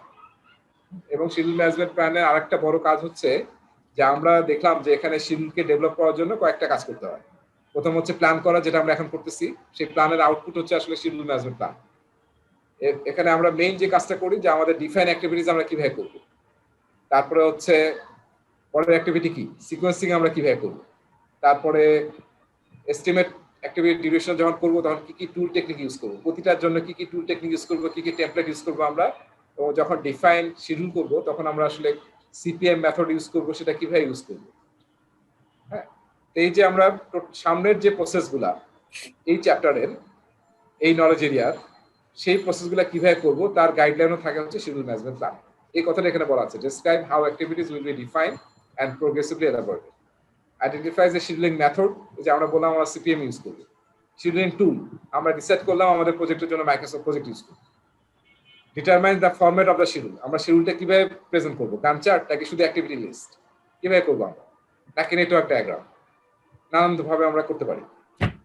তারপর এস্টাবলিশের criteria for developing and controlling the project scheduling, আমরা থ্রু আউট দ্য প্রজেক্ট কিভাবে এটাকে কন্ট্রোল করবো, ম্যানেজ করবো, সেটারও গাইডলাইন আমাদের প্ল্যানিং এ থাকতে হবে। তারপরে প্রজেক্ট শিডিউল ম্যানেজমেন্ট প্ল্যান আর কি কি থাকে, এই যে শিডিউল মডেলটা কিভাবে তৈরি করবো আমরা, অ্যাকুরেসি, কতটুকু অ্যাকুরেসি আমাদেরকে এনশিওর করতে হবে। যেমন অনেক ক্রিটিক্যাল প্রজেক্টে অ্যাকুরেসি হচ্ছে ম্যান্ডেটরি, একদম অ্যাকুরেট হতে হবে আপনাকে। ধর আপনি কোনো একটা প্রজেক্ট করতেছেন যেখানে আসলে কি করবেন, যে ধরুন স্যাটেলাইট আপনি মহাকাশে পাঠাবেন, তাহলে ওটার প্রতি সেকেন্ডে তো ভেরি ইম্পর্টেন্ট, তাই না? স্যাটেলাইটটা যে রকেটটা যে আপনি লঞ্চ করবেন, তাহলে প্রতিটা সেকেন্ড ইজ ইম্পর্টেন্ট, এবং আমরা কাউন্ট করি, তাই না? 9, 8, 7, 6, 5, হ্যাঁ, এইভাবে একদম সেই সেকেন্ডে দ্যাট শুড বি ফায়ার, হ্যাঁ, এবং অরবিটে যেতে হবে এই সময়ের মধ্যে, এবং রকেটের যে বিভিন্ন পার্ট সেটা কিন্তু সেভাবে ডিসলজ হবে, হয়ে যেতে থাকে, এবং প্রতিটা timing is very important. So প্রজেক্টের উপর ডিপেন্ড করে সেই অ্যাকুরেসি শেয়ার করতে হবে। ইউনিট অফ মেজার্স যেটা আমি বললাম, ডেতে হবে নাকি উইকে হবে, কিভাবে করবে, এই যে আমরা একটু আগে বললাম না ওপিএ, এই দেখেন অর্গানাইজেশন প্রসিডিউর লিঙ্ক, অর্গানাইজেশনের কোনো গাইডলাইন বা সেইং আছে কিনা সেটা we have to follow. Threshold, যার বাইরে চলে গেলে এটা আপনার কন্ট্রোলের বাইরে, then you have to go to your sponsor বা চেঞ্জ কন্ট্রোল বোর্ড। তার পারফরমেন্স কিভাবে মেজার করবেন শিডিউলে, ঠিক আছে? রিপোর্টিং ফরম্যাট কি হবে, আমরা কিন্তু থ্রু আউট দ্য প্রজেক্ট নানান ধরনের রিপোর্ট দিই ম্যানেজমেন্টকে, এবং তার মধ্যে মেজর একটা রিপোর্ট থাকে কস্টের রিপোর্ট এবং শিডিউলের রিপোর্ট। তো সেই রিপোর্টটা আপনার কিরকম ফরম্যাটে দিবেন, আমরা এই ফরম্যাট নিয়ে আরো কথা বলবো সামনে, যে কি ধরনের ফরম্যাট ইউজ করতে পারি। কেউ যদি মাইক্রোসফট প্রজেক্ট ইউজ করেন তাহলে যে গান চার্টের রিপোর্টও দিতে পারেন, বিভিন্ন রিপোর্ট আছে মাইক্রোসফট প্রজেক্টে। এবং যেটা বলতেছিলাম, সামনে যতগুলো প্রসেস করবো, define activities, estimate activity, duration, সবগুলো কিভাবে করবেন, কি কি টুল টেকনিক ইউজ করবেন, কখন করা হবে, কারা ইনভলভ থাকবে, সেটা থাকবে হচ্ছে এই process description. So this are the content of schedule management plan. আচ্ছা, এখন আসেন শিডিউলকে আসলে শিডিউলিং করার সময় আমরা দুইভাবে শিডিউলিং করতে পারি। একটাকে বলা হয় ইটারেটিভ শিডিউলিং উইথ ব্যাকলগ, আর একটা হচ্ছে অন ডিমান্ড শিডিউলিং। এই দুটো আসলে অ্যাজাইলের অ্যাপ্রোচ। আর এমনি ট্র্যাডিশনাল প্রজেক্টে আমরা কিভাবে করি সেটা আমরা এখানে দেখবো। আসলে সেটা পুরো চ্যাপ্টারটাই এতক্ষণ যে আলোচনা করলাম সেটা কিন্তু ট্র্যাডিশনাল প্রজেক্টে আলোচনা করলাম, যে ওয়ার্ক প্যাকেজ ব্যাংক অ্যাক্টিভিটি, প্রতিটা ডিউরেশন বের করা, তারপর সিপিএম মেথড অ্যাপ্লাই করে আমরা টোটাল প্রজেক্টের শিডিউল বের করি। আর অ্যাজাইলে কি করা হয়, অ্যাজাইলে এই দুইটা টেকনিক ইউজ করা হয়। একটা হচ্ছে ইটারেটিভ শিডিউলিং উইথ ব্যাকলগ, একটা হচ্ছে অন ডিমান্ড শিডিউলিং। দুইটার মধ্যে একটু পার্থক্য বুঝতে হবে। ইটারেশন শিডিউলিং উইথ ব্যাকলগ কোনটা, সেটা হচ্ছে এই যে আমরা ইটারেশন ঠিক করে ফেলছি, যে আমরা একটা ইটারেশন সাইজ হচ্ছে 2 সপ্তাহ, 1 উইক, 2 উইকস, তাহলে আমাদের ইটারেশন 1 কমপ্লিট হবে। এবং সেই ইটারেশনে কি করবো আমরা, আমাদের প্রোডাক্ট ব্যাকলগের যদি 100 আইটেম থাকে, তাহলে ফর এক্সাম্পল আমি এক্সাম্পল দিচ্ছি, যে আমরা পার ইটারেশনে 5টা করে আইটেম কাজ করি, 5টা করে আইটেম ইটারেশনের ব্যাকলগে নিয়ে ডেলিভারি দিতে পারি, ঠিক আছে? এবং ইটারেশনের সাইজ হচ্ছে কত বললাম, 2 সপ্তাহ। 2 সপ্তাহ। এখন 100 আইটেম আছে, আমি জাস্ট সিম্পল ম্যাথমেটিক্স করতেছি আর কি। প্রতি ইটারেশনে 5টা আইটেম দিই আমি, তাহলে আমার কয়টা ইটারেশন লাগবে? 26টা, 20 ইটারেশন লাগবে। আর কত সময় লাগবে আমাদের? 2 সপ্তাহ করে 40 উইকস, তাহলে 40 উইকস লাগবে। এটাকে আমরা বলতেছি ইটারেটিভ শিডিউলিং উইথ ব্যাকলগ, ঠিক আছে? আমাদের ব্যাকলগ আইটেম আছে, সেখান থেকে আমরা ইটারেশনের শিডিউলটা একদম ফিক্স, এবং ব্যাকলগে এটা আমি একটা এক্সাম্পল দেব যে 100 বেশি বাড়বে না, কিন্তু যেটা কমুক বার যাই হোক, তখন আমরা সেই অনুযায়ী কি করবো, ইটারেশন অনুযায়ী আমরা ডেলিভারি দেবো, ঠিক আছে? ইটারেশনের বাইরে কোনো ডেলিভারি নেই। সো যেমন আমাদের এক্সাম্পলে 20টা লাগলো, এর সাথে যদি আরো +-20 হয়, তাহলে হয়তো আমাদের কি হতে পারে, 4 সপ্তাহ কমও লাগতে পারে, 4 সপ্তাহ বেশিও লাগতে পারে। এটিকে আমরা বলতেছি ইটারেটিভ শিডিউলিং উইথ ব্যাকলগ। একটা ব্যাকলগ থাকবে এবং আমরা ইটারেটিভ ওয়েতে ডেলিভারি দেব। আর পরেরটা কি দেখেন, পরেরটাকে আসলে আমরা কানবানে ইউজ করি। এটা কানবান নিয়ে কি আমরা কথা বলছিলাম মোটামুটি, কানবান নিয়ে ডিটেইলস আলাপ হয় নাই, ডিটেইল হয় না। আমরা কিন্তু প্রথম বা সেকেন্ড ক্লাসে আলোচনা করছিলাম যে অ্যাডাপটিভ যে শিডিউলিং, সেখানে কিন্তু 2টা ভাগ করা হয়। কারো মনে আছে এটা? একটু দেখি, আমি এখানে একটু ব্যাক করি, তাহলে আপনাদের একটু হাতে রিকল হবে। ছবিটা একটু দেখি আমি। ছবিটা একটু দেখাই, তাহলে আপনি রিকল করতে পারবেন। যেখানে আছে আসলে আমি বলছি ছবিটা এখানে আছে, দেখি আমরা ওই যে অ্যাজাইল ইউজ করব নাকি প্রেডিক্টিভ ইউজ করব। সরি আমি টানতেছি, আবার ব্যাক করতে ঝামেলা লাগবে। যাই হোক, এই যে অ্যাজাইল আমরা পড়ছিলাম, এই যে এখানে মনে আছে, এই যে এই ফিগারটা ইটারেশন বেসড অ্যাজাইল, একটা কি ছিল ফ্লো বেসড অ্যাজাইল। এই যে আমি এতক্ষণ যেটা বললাম ইটারেশন, হ্যাঁ প্রথমটা যেটা বলতেছিলাম সেটা কিন্তু এটার কথা বলতেছি আমি। প্রতি 2 সপ্তাহ পর পর একই সাইজ, দেখছেন? এটা হচ্ছে ইটারেশন বেসড অ্যাজাইল। আর ফ্লো বেসড অ্যাজাইল কোনটা, যেটাকে আসলে কানবান বলা হয়। কানবানে আসলে কোনো ফিক্স নাই, টাইম শিডিউল ফিক্স নাই। আপনার ব্যাকলগে যা থাকবে সেটা ডেলিভারি দিতে যত সময় লাগবে আপনার ইটারেশনের সময় তত হবে। আবার ব্যাকলগের নতুন আইটেম আসবেন, আপনি আবার কাজ করবেন story point, based on story point. হ্যাঁ, there is no definitive small time আর কি, যে আপনাকে 2 সপ্তাহ শেষে আবার আপনি ব্যাকলগ থেকে নেবেন, তারপর আবার শুরু করবেন। এখানে আমি যখনই ব্যাকলগে কিছু থাকবে যখনই আমার কোন একটা কলাম শেষ হয়ে যাবে তখনই আমি পুল করে এখানে নিয়ে নেব, কাজ শুরু করে দেবো। I will not wait for spend review or other things. আমার কাজ চলতে থাকবে একদম ফ্লো বেসড, ঠিক আছে? সেই ব্যাপারটাকে এটাকে আমরা আসলে কানবান, এটা হচ্ছে কানবান। আর এটার উপরটা কি আসলে, উপরটা আসলে ইউজার স্ক্যামের ইটারেশন একদম ফিক্স।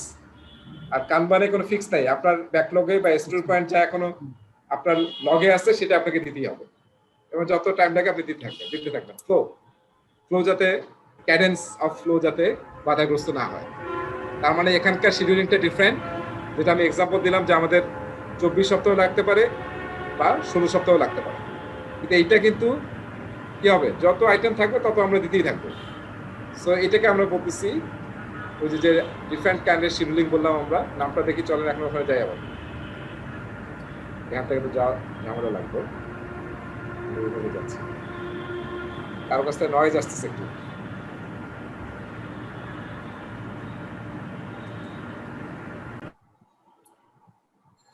Okay, thank you. আচ্ছা, আমরা এটা দিচ্ছিলাম এই স্লাইডটা। তাহলে প্রথমটা তো বুঝতে পারছি আমরা, না আমরা আসলে ওইটা নিয়ে কথা বলতেছি। আর অন ডিমান্ড শিডিউলিং কোথায় ইউজ হয়? কানবানে। মানে অ্যাজ পার ইওর ডিমান্ড আপনার শিডিউলিং হতেই থাকবে। There is no iterative type thing, মানে ওইরকম আসলে আপনি কোনো বক্সে ফেলতে পারবেন না, টাইম বক্স নাই, ঠিক আছে? অন ডিমান্ড শিডিউলিং, ডিমান্ড আছে, so you have to work. So এটাই দেখেন, এখন ইটারেশন শিডিউলিং নিয়ে আমি যে কথাগুলো বললাম, দেখেন ইটারেশন শিডিউলিং এর ব্যাকলগ, এই যে টাইম উইন্ডো থাকবে, ঠিক আছে? তারপরে আপনার প্রোডাক্ট ব্যাকলগ কিন্তু রোলিং ওয়ে প্ল্যানিং বা প্রোগ্রেসিভ ইলাবরেট করে কম বেশি হতে পারে। প্যারাটাইজ থাকতে হবে। ব্যাকলগ যখনই বলবো এটা একদম মাথায় নিয়ে নেন, ব্যাকলগ মানে হচ্ছে প্যারাটাইজ। ইউজার স্টোরিতে ডিফাইন হয় selected based on priority and time box. ওই যে টাইম বক্সে কয়টা নিতে পারবো, যে আমি বললাম 5টা, মানে আমরা কত নিতে পারবো সেটার উপর ডিপেন্ড করবে। Remaining storage added to backlog, আবার রিমেনিং গুলো এটা হয়ে গেলে আবার রিমেনিং গুলো আমরা ব্যাকলগ থেকে নিয়ে আসবো, ঠিক আছে? এইভাবে এটা কাজ করতে থাকে।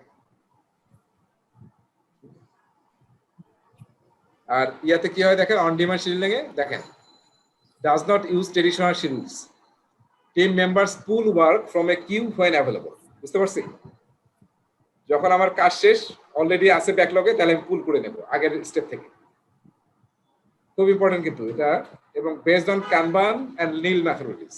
আমি যেটা বলতেছিলাম যে কানবানে এটা ইউজ করা হয়। Provides incremental business value. তার মানে যে একটা যখন ইনক্রিমেন্ট শেষ হয়ে যাবে, বক্সগুলো ফিক্স নাই, তখন আমরা ভ্যালু দেব। আর স্ক্যামে কি হয়, বাকেটটাতে কি হয়, প্রতিটা ইটারেশনের পরে দিই সে ভ্যালু পাবে। আর এখানে আসলে আমরা একটা হয়তো বাল্ক অফ কাজের পরে আমরা ভ্যালু পাবো। Levels out work of team members. আমরা আসলে কানবান ইউজ করি যাতে ফ্লোটা স্মুথ হয়। কোথাও যদি বটলনেক দেখলাম যে কোনো একটা জায়গায়, এই যে এরকম আমরা তো কানবান বোর্ডে কি করা হয়, এরকম আসলে স্টেপস গুলো লেখা হয়। সে ধরেন আপনি এখানে লিখলেন যে আপনার এটা হচ্ছে ব্যাকলগ, আর এখানে হচ্ছে আপনার অ্যানালাইসিস করেন, এখানে তারপর এখানে ডিজাইন করবেন, এখানে আপনি গ্রাফিক্যাল কাজ করবেন, এখানে কোডিং করবেন, এখানে টেস্টিং করবেন। এখন দেখলেন যে এখানে 3টা আইটেম, এখানে 5টা আইটেম নেওয়া যায়। দেখলাম যে অনেক আপনি এখান থেকে এখানে যেতে পারছেন না, কাজ শেষ তাও বসে আছেন, কারণ কি এখানে 5টা কোনোভাবেই এই 5টা অন্য লেভেলে যাচ্ছে না, পুল হয়ে যাচ্ছে না, তার মানে কি এখানে একটা বটলনেক তৈরি হচ্ছে। সেইভাবে কিন্তু বটলনেক অ্যাডজাস্ট করে করে একদম অপটিমাম ফ্লো তৈরি করা হয়, যখন আসলে টিমের প্রোডাক্টিভিটি সবচেয়ে অপটিমাম থাকে। সো এটা আপনাকে হেল্প করে বটলনেক বের করার জন্য, কোথায় আসলে গন্ডগোলটা লাগতেছে। এবং তখন কি করবেন, এখানে আসলে পারতেছে না, তাহলে কি করা যায়, এখানে 5টা কাজ নিয়ে আমরা কাজ যত কমাই দিলাম, যেখানে 3টার বেশি দেবো না, যাতে কাজটা তাড়াতাড়ি শেষ হয়ে অন্য লেভেলে চলে যায়। ম্যান পাওয়ার বাড়ায় দেব, রিসোর্স বাড়ায় দেব। রিসোর্স আসলে সবচেয়ে লিস্ট। একটু মনে রাখতে হবে, অ্যাজাইলে আসলে রিসোর্সকে যখন তখন অ্যাড করা, এটা আসলে লিস্ট প্রেফার্ড। ঠিক আছে, মানে বাধ্য না। এটা কি লিন নাকি কানবান? এটা কি লিন না কানবান? লিন তো আসলে সবাই ইউজ করছে। কানবান আর লিনের মেইন যেটা ওয়েস্ট যাতে কম হয়। হ্যাঁ, লিনের যে main theme war against waste, সেখানে কোথায় ওয়েস্ট হচ্ছে, কোথায় গিয়ে টাইম নষ্ট হচ্ছে, সেটাকে বের করার জন্য কানবান সে ইউজ করতেছে আসলে লিনের কনসেপ্ট ইউজ করতেছে মেইনলি ওয়েস্ট এবং বটলনেক আইডেন্টিফিকেশন জন্য। আর কানবান মানে তো কিছুই না, জাস্ট ভিজুয়াল বোর্ড। আপনার প্রসেসটা বিভিন্ন স্টেপস করবেন এবং ওয়ার্ক ইন প্রোগ্রেস লিমিট করবেন আর পুল সিস্টেম ইউজ করবেন। কানবান এই কয়েকটা মেইন জিনিস। আর লিনের তো বোধহয় 8টার মতো প্রিন্সিপাল আছে, তার মধ্যে একটা বড় প্রিন্সিপাল হচ্ছে ওয়েস্ট রিমুভ করা, এবং আরেকটা হচ্ছে আপনার হচ্ছে যেটা কোনো কাজ কোনো ভ্যালু অ্যাড করে না, নন ভ্যালুয়েটিং অ্যাক্টিভিটি রিমুভ করা। আর একটা হচ্ছে আপনার ওই কি বলে ওটাকে কিউ এর মধ্যে রাখা। কিউ একটা হচ্ছে প্রবলেম, কিউ এর জন্য আপনি ওয়েট করতেছেন, কিউ এ that is also one kind of waste actually. 4টা প্রিন্সিপাল নিয়ে আমরা একসময় পড়বো, আমি জানি না কোনো একটা সুযোগে পড়তে হবে আর কি আমাদের। আমরা লিন নিয়ে একটু পড়ালেখা করবো, কানবান নিয়ে আমরা একটু আলোচনা করবো। অলরাইট,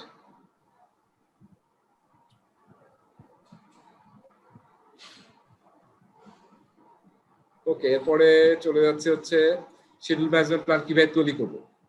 এটা আসলে এখানে যে ডেসক্রিপশনটা আছে, এটা পিএমবকের কিন্তু 6.1 যে প্রসেসটা প্ল্যান শিডিউল ম্যানেজমেন্ট, সেটার ইনপুট এই 4টা হচ্ছে সেটার ইনপুট। দেখছেন যে ইএফ মনে আছে তো, ওপিএ। যখন আপনি যে কোনো কাজ করেন না কেন, এই দুইটাকে আসলে আপনার কি রিভিউ করতে হবে যে কোনো ইম্প্যাক্ট আছে কিনা ওইটা। এটাকে পিএমবক 6 বলা হয় ইনপুটস।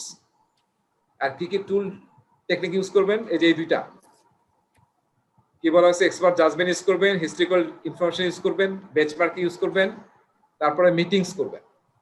এগুলো হচ্ছে শিডিউল ম্যানেজমেন্ট প্ল্যান তৈরির টুলস এন্ড টেকনিক। আর যখন এটা করার পরে যে ডকুমেন্টটা তৈরি করবেন তার নাম কি, শিডিউল ম্যানেজমেন্ট প্ল্যান, যেটার কন্টেন্ট কি থাকে already we have seen. So আপনারা যদি এই প্রসেসটা দেখেন, তাহলে প্রসেসটার ছবি আমি এখানে নিয়ে আসলে বেটার হতো। ওটাতে এই জিনিসগুলো আছে, এই কয়েকটা জিনিস ওখানে আছে। What is the time today? We have 10 minutes. আচ্ছা, আসেন তাহলে প্রজেক্ট অ্যাক্টিভিটিস। এটা আমাদের মনে হয় আলোচনা করার আর কিছু নাই। ওয়ার্ক প্যাকেজকে ভেঙে আমরা অ্যাক্টিভিটি বানাবো। আর পিএমবকে অ্যাক্টিভিটি প্রেফার করে। টাস্ক শব্দটা আসলে মাইক্রোসফট প্রজেক্ট বা প্রজেক্ট ম্যানেজমেন্ট সফটওয়্যার ইউজ করা হয়, এই কথাটা এখানে বলছে। ঠিক আছে, তো আমরা পিএমআই ইজম হিসেবে অলওয়েজ অ্যাক্টিভিটি ইউজ করব। That is not that important actually. Activity and task is the same thing, but PMI prefer activity. Features তো বুঝতে পারছি আমরা না, মানে এটা নিয়ে আমরা স্কোপে আলোচনা করছি যে কি কি ফিচার এবং ফাংশনালিটি থাকবে, যেটাকে আমরা প্রোডাক্ট স্কোপ বলি।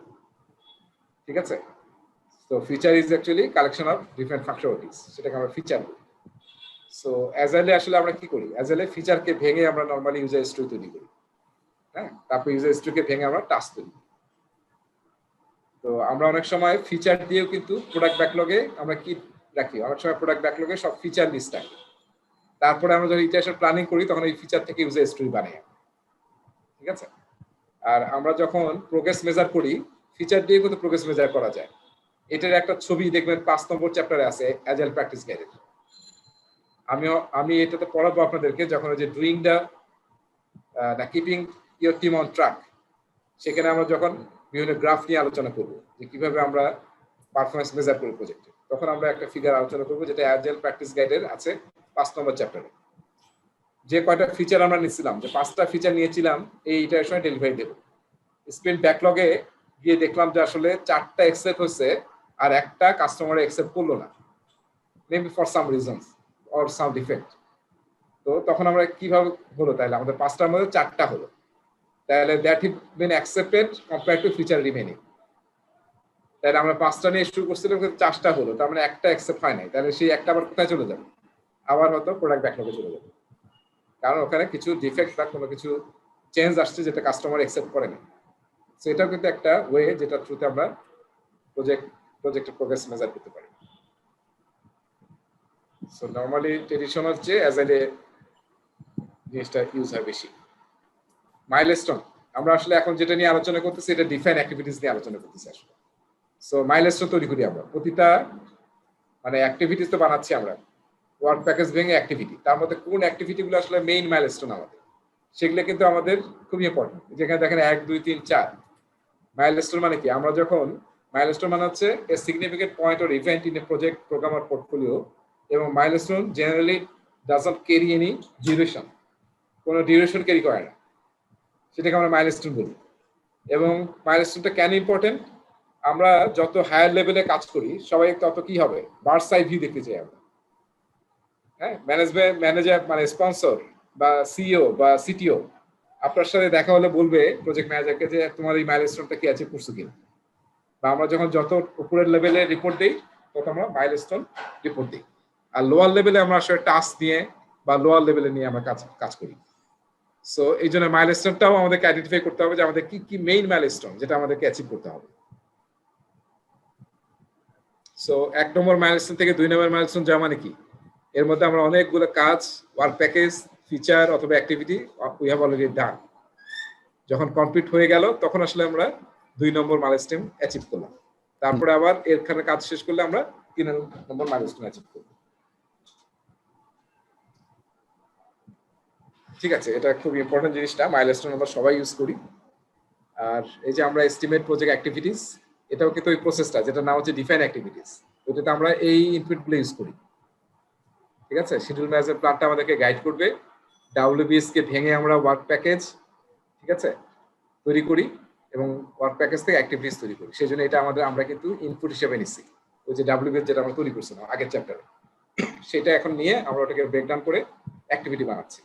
তো তখন আমরা এই কয়েকটা কি করতেছি, টুল ইউজ করতেছি। ডিকম্পোজ হচ্ছে মেইন টুল, মনে আছে আমরা যখন স্কোপকে ভেঙে ডাব্লিউবিএস তৈরি করছিলাম তখন মেইন টুল কি ছিল, টুল বা টেকনিক ডিকম্পোজিশন ছিল। সিমিলারলি এখন আমরা ওয়ার্ক প্যাকেজকে ভেঙে কাজ বানাচ্ছি, একই কাজ করতেছি, আমরা আবার ব্রেকডাউন করে ডিকম্পোজ করে আরো ছোট লেভেলে চলে যাচ্ছি, টাস্ক লেভেলে চলে যাচ্ছি। তারপরে consult SMS about unfamiliar material, এই যে আমরা কিন্তু এই কথাটা বারবার বলে আসতেছি, অ্যাজাইল হোক কিংবা ট্রেডিশনাল প্রজেক্ট ম্যানেজমেন্ট হোক, যে যেটা ওয়ার্ক প্যাকেজে expert, SME subject matter expert, তাকে সেটাতে ইনভলভ করে তাকে দ্বারা এটাকে ব্রেকডাউন করা, নিজে পদ্ধতি করা যাবে না, তাহলে you will not get the buy in and আপনি পরে আলটিমেটলি প্রবলেমে পড়বেন। তারপরে কোনো কনস্ট্যান্ট অ্যাজাম্পশন থাকলে টাস্ক লেভেলেও সেটাকে আপনাকে আইডেন্টিফাই করতে হবে। আর ফাইনাল আউটপুট কি তৈরি হবে, অ্যাক্টিভিটি লিস্ট তৈরি হবে। ঠিক আছে, প্রতিটা ওয়ার্ক প্যাকেজে অ্যাক্টিভিটি লিস্ট তৈরি হবে। এর সাথে আমি আরেকটা কি বলছিলাম, হ্যাঁ activity attributes, right, activity attribute তৈরি করতে হবে। সেই হচ্ছে আমাদের ডিফাইন অ্যাক্টিভিটিস এর প্রসেসের আউটপুট।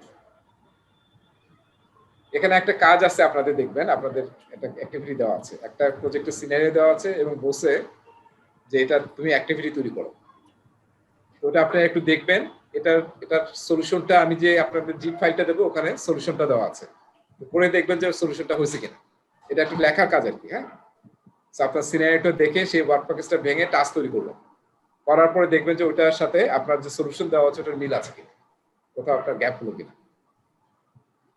এবং এই অ্যাক্টিভিটির উপরে আবার পরে কিন্তু আবার ওই সিকোয়েন্সিং করার একটা কাজ আছে, তো সেটাও আমরা দেখব। আচ্ছা, এরপরে আসেন আমরা এখন কি কোন আলোচনায় আছি। নেক্সট আলোচনায় আমরা করতেছি আসলে সিকোয়েন্স অ্যাক্টিভিটিস। কি আলোচনা করতেছি, সিকোয়েন্স অ্যাক্টিভিটিস। আমরা সব অ্যাক্টিভিটি আইডেন্টিফাই করলাম, এখন কি করতে হবে, সিকোয়েন্স করতে হবে। সিকোয়েন্স করার জন্য মেইন ইম্পর্টেন্ট বিষয় হচ্ছে ডিপেন্ডেন্সি বের করতে হবে, কার সাথে কার ডিপেন্ডেন্সি আছে। যেমন কিরকম, আমরা যদি বাড়ি বানাতে যাই, ডিজাইন হয় নাই, ডিজাইন মিনস আর্কিটেকচার, মানে structural design, architecture design complete হয় নাই, তাই তো আমি আসলে পাইলিং বা ফাউন্ডেশনে হাত দিতে পারবো না।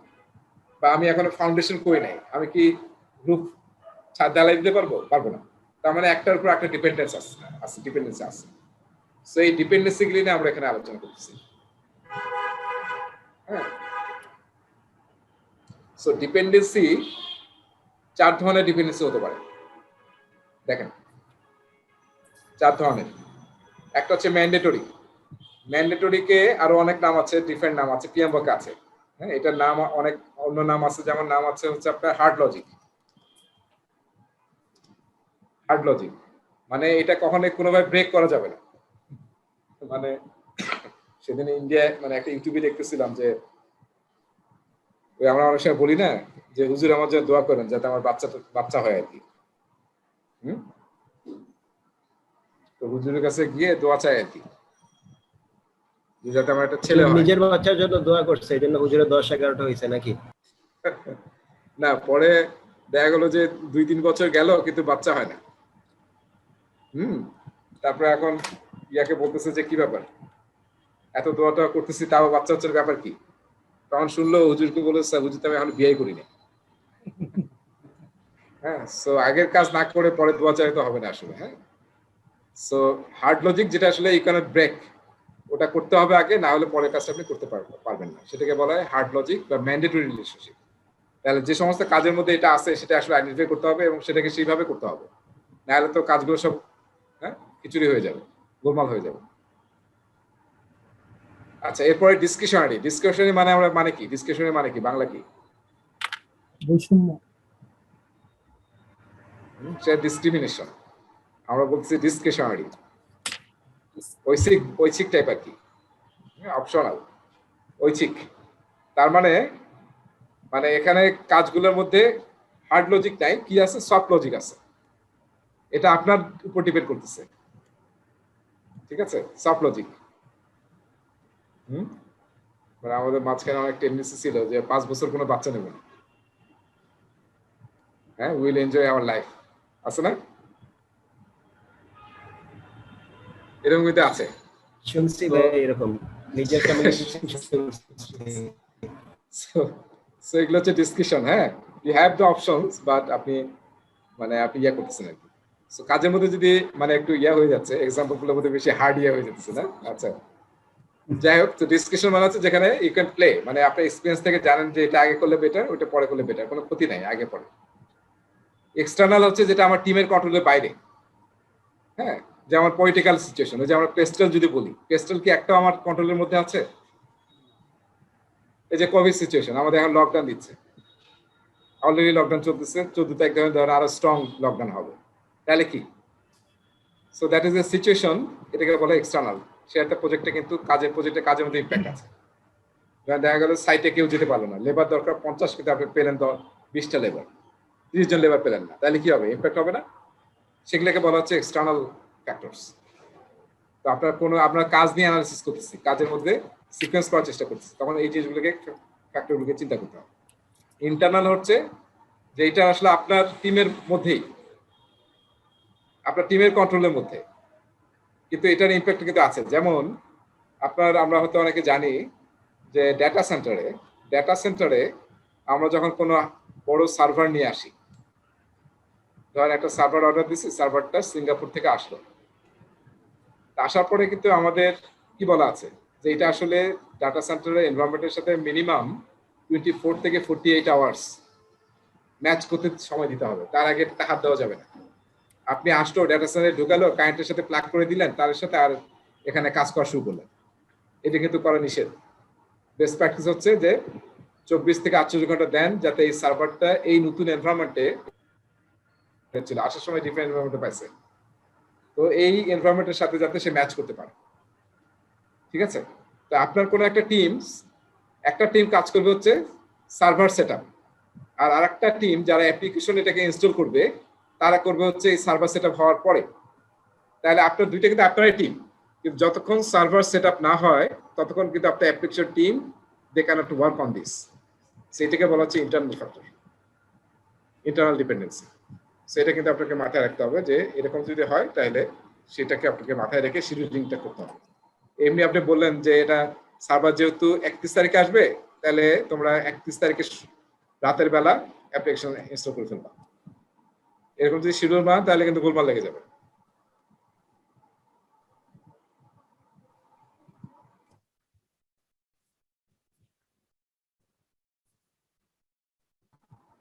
আমরা যে 4টা রিলেশনশিপ দেখলাম, dependency, mandatory, discretionary, internal, external. আর আরেকটা আমরা রিলেশনশিপ এখন, সেটা হচ্ছে ডিপেন্ডেন্সি, আর আমরা বলতেছি প্রিসিডেন্স রিলেশনশিপ।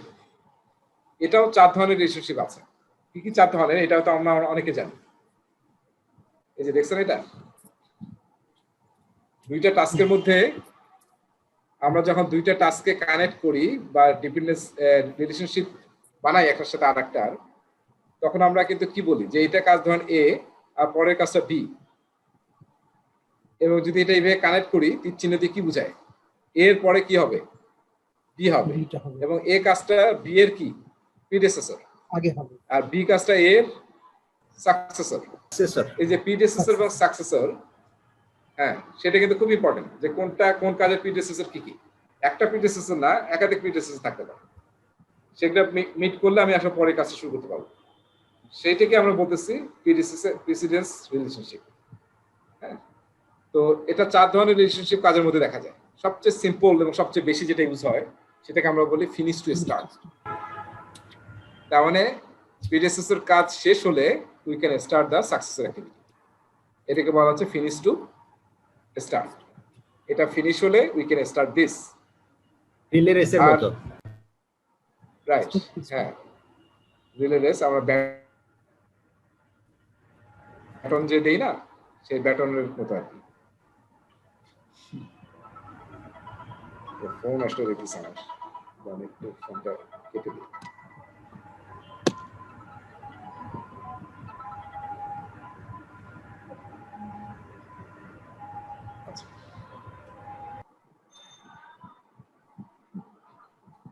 ওকে, দেখেন পরেরটা হচ্ছে activity start to start. Start to start মানে হচ্ছে প্রিডেসেসর এবং সাকসেসর আমরা একই সাথে শুরু করব। হ্যাঁ, ওইটা স্টার্ট হতে হবে। হ্যাঁ, যখন প্রিডেসেসর স্টার্ট হবে সাকসেসরও একই টাইমে স্টার্ট হবে। ডিপেন্ডেন্সি নাই এটাতে, স্টার্ট টু স্টার্ট। হ্যাঁ, মানে এরকম না যে এটা ডিপেন্ডেন্সি আছে, মানে যখন এটা শুরু হবে তখন এটাও শুরু হবে, এটি ডিপেন্ডেন্সি। কিন্তু জিয়া না, এখানে ম্যান্ডেটরি নাই। হ্যাঁ, ম্যান্ডেটরি নাই যে এটা শেষ না হলে এটা করা যাবে। ম্যান্ডেটরিতে যাবে, যেগুলো কাজ ম্যান্ডেটরি সেগুলো আসলে যেখানে আমরা এটা ইউজ করি। আচ্ছা, স্টার্ট টু স্টার্ট তার মানে যখন প্রিডেসেসর শুরু হবে তখন সাকসেসর শুরু হবে। ফিনিশ টু ফিনিশ, যখন প্রিডেসেসর শেষ হবে এট দ্য সেম টাইম সাকসেসরও শেষ হতে হবে। তো সেটাকে আমরা বলতেছি ফিনিশ টু ফিনিশ। তার মানে আমরা এই দুইটা কাজে কি দেখতেছি দেখেন তো, এখানে যদি 3 দিন সময় লাগে আর এই কাজে যদি 3 দিন সময় লাগে, তাহলে টোটাল কত সময় লাগবে প্রথম রিলেশনে? 6 দিন লাগবে। 6 দিন লাগবে। আর এটা যদি 3 দিন লাগে, 3 দিন লাগে, তাহলে কয় দিন লাগবে? 3 দিনই লাগবে। 3 দিনই লাগবে। 3 দিন লাগবে। এখানে কি হবে? এখানে কিন্তু 3 দিন লাগবে। সেম টাইমে কাজ চলতে থাকবে। হ্যাঁ, তার মানে কি বুঝলাম আমরা যখন এই যে শিডিউলিং করি তখন কোনো কাজে যদি আমরা স্টার্ট টু স্টার্ট করি বা ফিনিশ টু ফিনিশ করি, তাহলে আমাদের টাইম কিন্তু কমে যাচ্ছে, যেটা একটা ইম্পর্টেন্ট জিনিস আর কি। আমরা এটাকে নিয়ে আলোচনা করবো যদি স্টুডেন্ট ম্যানুয়ালে নাই, কম্প্রেশন, শিডিউল কম্প্রেস করা। সো এখানে 6 দিন লাগতো, কিন্তু এখানে কিন্তু আমরা কম সময় কমাইতে পারছি। কিন্তু প্রবলেম হচ্ছে প্যারালালি কাজ চলতে কিন্তু অনেক চ্যালেঞ্জ বেড়ে যায়, রিস্ক বেড়ে যায়, কাজ ওভারল্যাপ হয়ে যাবে। হ্যাঁ, ওভারল্যাপ হবে, এবং আপনার কিন্তু রিসোর্স থাকতে হবে, না হলে তো আপনি এরকম প্ল্যান করতে পারবেন না। একই রিসোর্স যদি কাজ করে তাহলে তো এটা ছাড়া কোনো ওয়ে নেই আপনার। আচ্ছা, লাস্টের যেটা টেকনিক, লাস্টের যেটা রিলেশনশিপ, সেটাকে বলা হয় উল্টা। এটার উল্টা, ফিনিশ টু স্টার্টের উল্টা হচ্ছে স্টার্ট টু ফিনিশ। তার মানে সাকসেসের কাজটা শেষ করতে হলে অবশ্যই প্রিডেসেসর কাজটা শুরু করতে হবে, বুঝছেন? এরকম রিলেশনশিপকে বলি আমরা স্টার্ট টু ফিনিশ। এটা আসলে এক্সাম্পল, এটা আসলে খুব রেয়ার ইউজ হয়, কিন্তু এক্সাম্পলটা বোঝা একটু মুশকিল। তো বোঝাটা এরকম, ধরেন নরমালি আসলে কি হচ্ছে, এই কাজটা আসলে শুরু হয়েছে আরো আগে। এই কাজটা, এটা কি সাকসেসর না? সাকসেসর কাজটার ফিনিশ ডিপেন্ড করতেছে প্রিডেসেসর কাজের স্টার্ট। এটা কিরকম যে আমাদের দেখেন না, গার্ড দেয় না, অফিসে এখন সিকিউরিটি গার্ড কাজ করে না, সব অফিসে দেখবেন যে বিভিন্ন সিকিউরিটি গার্ড আছে। এই সিকিউরিটি গার্ডরা কিন্তু 8 ঘন্টা বা 10 ঘন্টা টানা কিন্তু গার্ড দেয় বা 12 ঘন্টা দেয়, তারপরে শিফট চেঞ্জ হয়। তো এখন দেখেন শিফট চেঞ্জ হয় যখন, তখন কি হবে, 2টার সময় ধরেন শিফট চেঞ্জ হবে, দুপুর 2টায় শিফট চেঞ্জ হবে। পুলিশেরও কিন্তু এরকম হয়, খেয়াল করছেন? পুলিশের যে বড় বড় গাড়িতে এসে পুলিশদেরকে নামায় যায় আবার উঠে নিয়ে যায়, দেখছেন না? ট্রাফিক পুলিশ বা নর্মাল পুলিশ। তো এখন দেখেন কোনো কারণে আমার পুলিশ গাড়িতে আছে, তারা সেই রমনা থেকে ধরেন এখানে ফার্ম গেটে নামাই দিবে 2টার সময়। এখন 2টা বেজে গেছে, 2:15 বাজে, 2:30 বাজে, this team is not coming. এই টিম কি জায়গা ছেড়ে যেতে পারবে?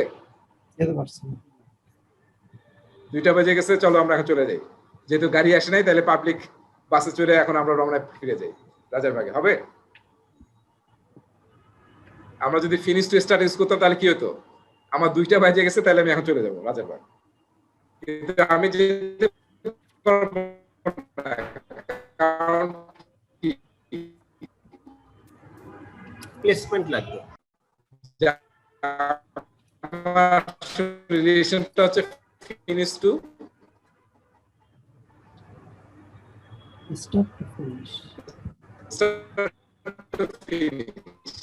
যতক্ষণ এরা এসে স্টার্ট না করবে। যুদ্ধের নিয়ম এটা, তাই না? যে আমাদের উহুদ যুদ্ধে কিন্তু এরকম ঘটনা ঘটছিল আর কি। এটা কিন্তু কি হবে দেখেন, কোন আমি জায়গা ছেড়ে যেতে পারবো, ফিনিশ টু স্টার্ট, তাহলে কিন্তু ওই যে এটা ফিনিশ, ওরা কিন্তু চলে যাবে। হ্যাঁ, এটা কি করতেছে দেখেন, এটা কিন্তু ড্রাইভ করতেছে। আপনার যত ডিলে হবে, যতক্ষণ এরা এসে টেক ওভার না করে, ততক্ষণ কিন্তু এটা কিন্তু শিফট হতে থাকবে।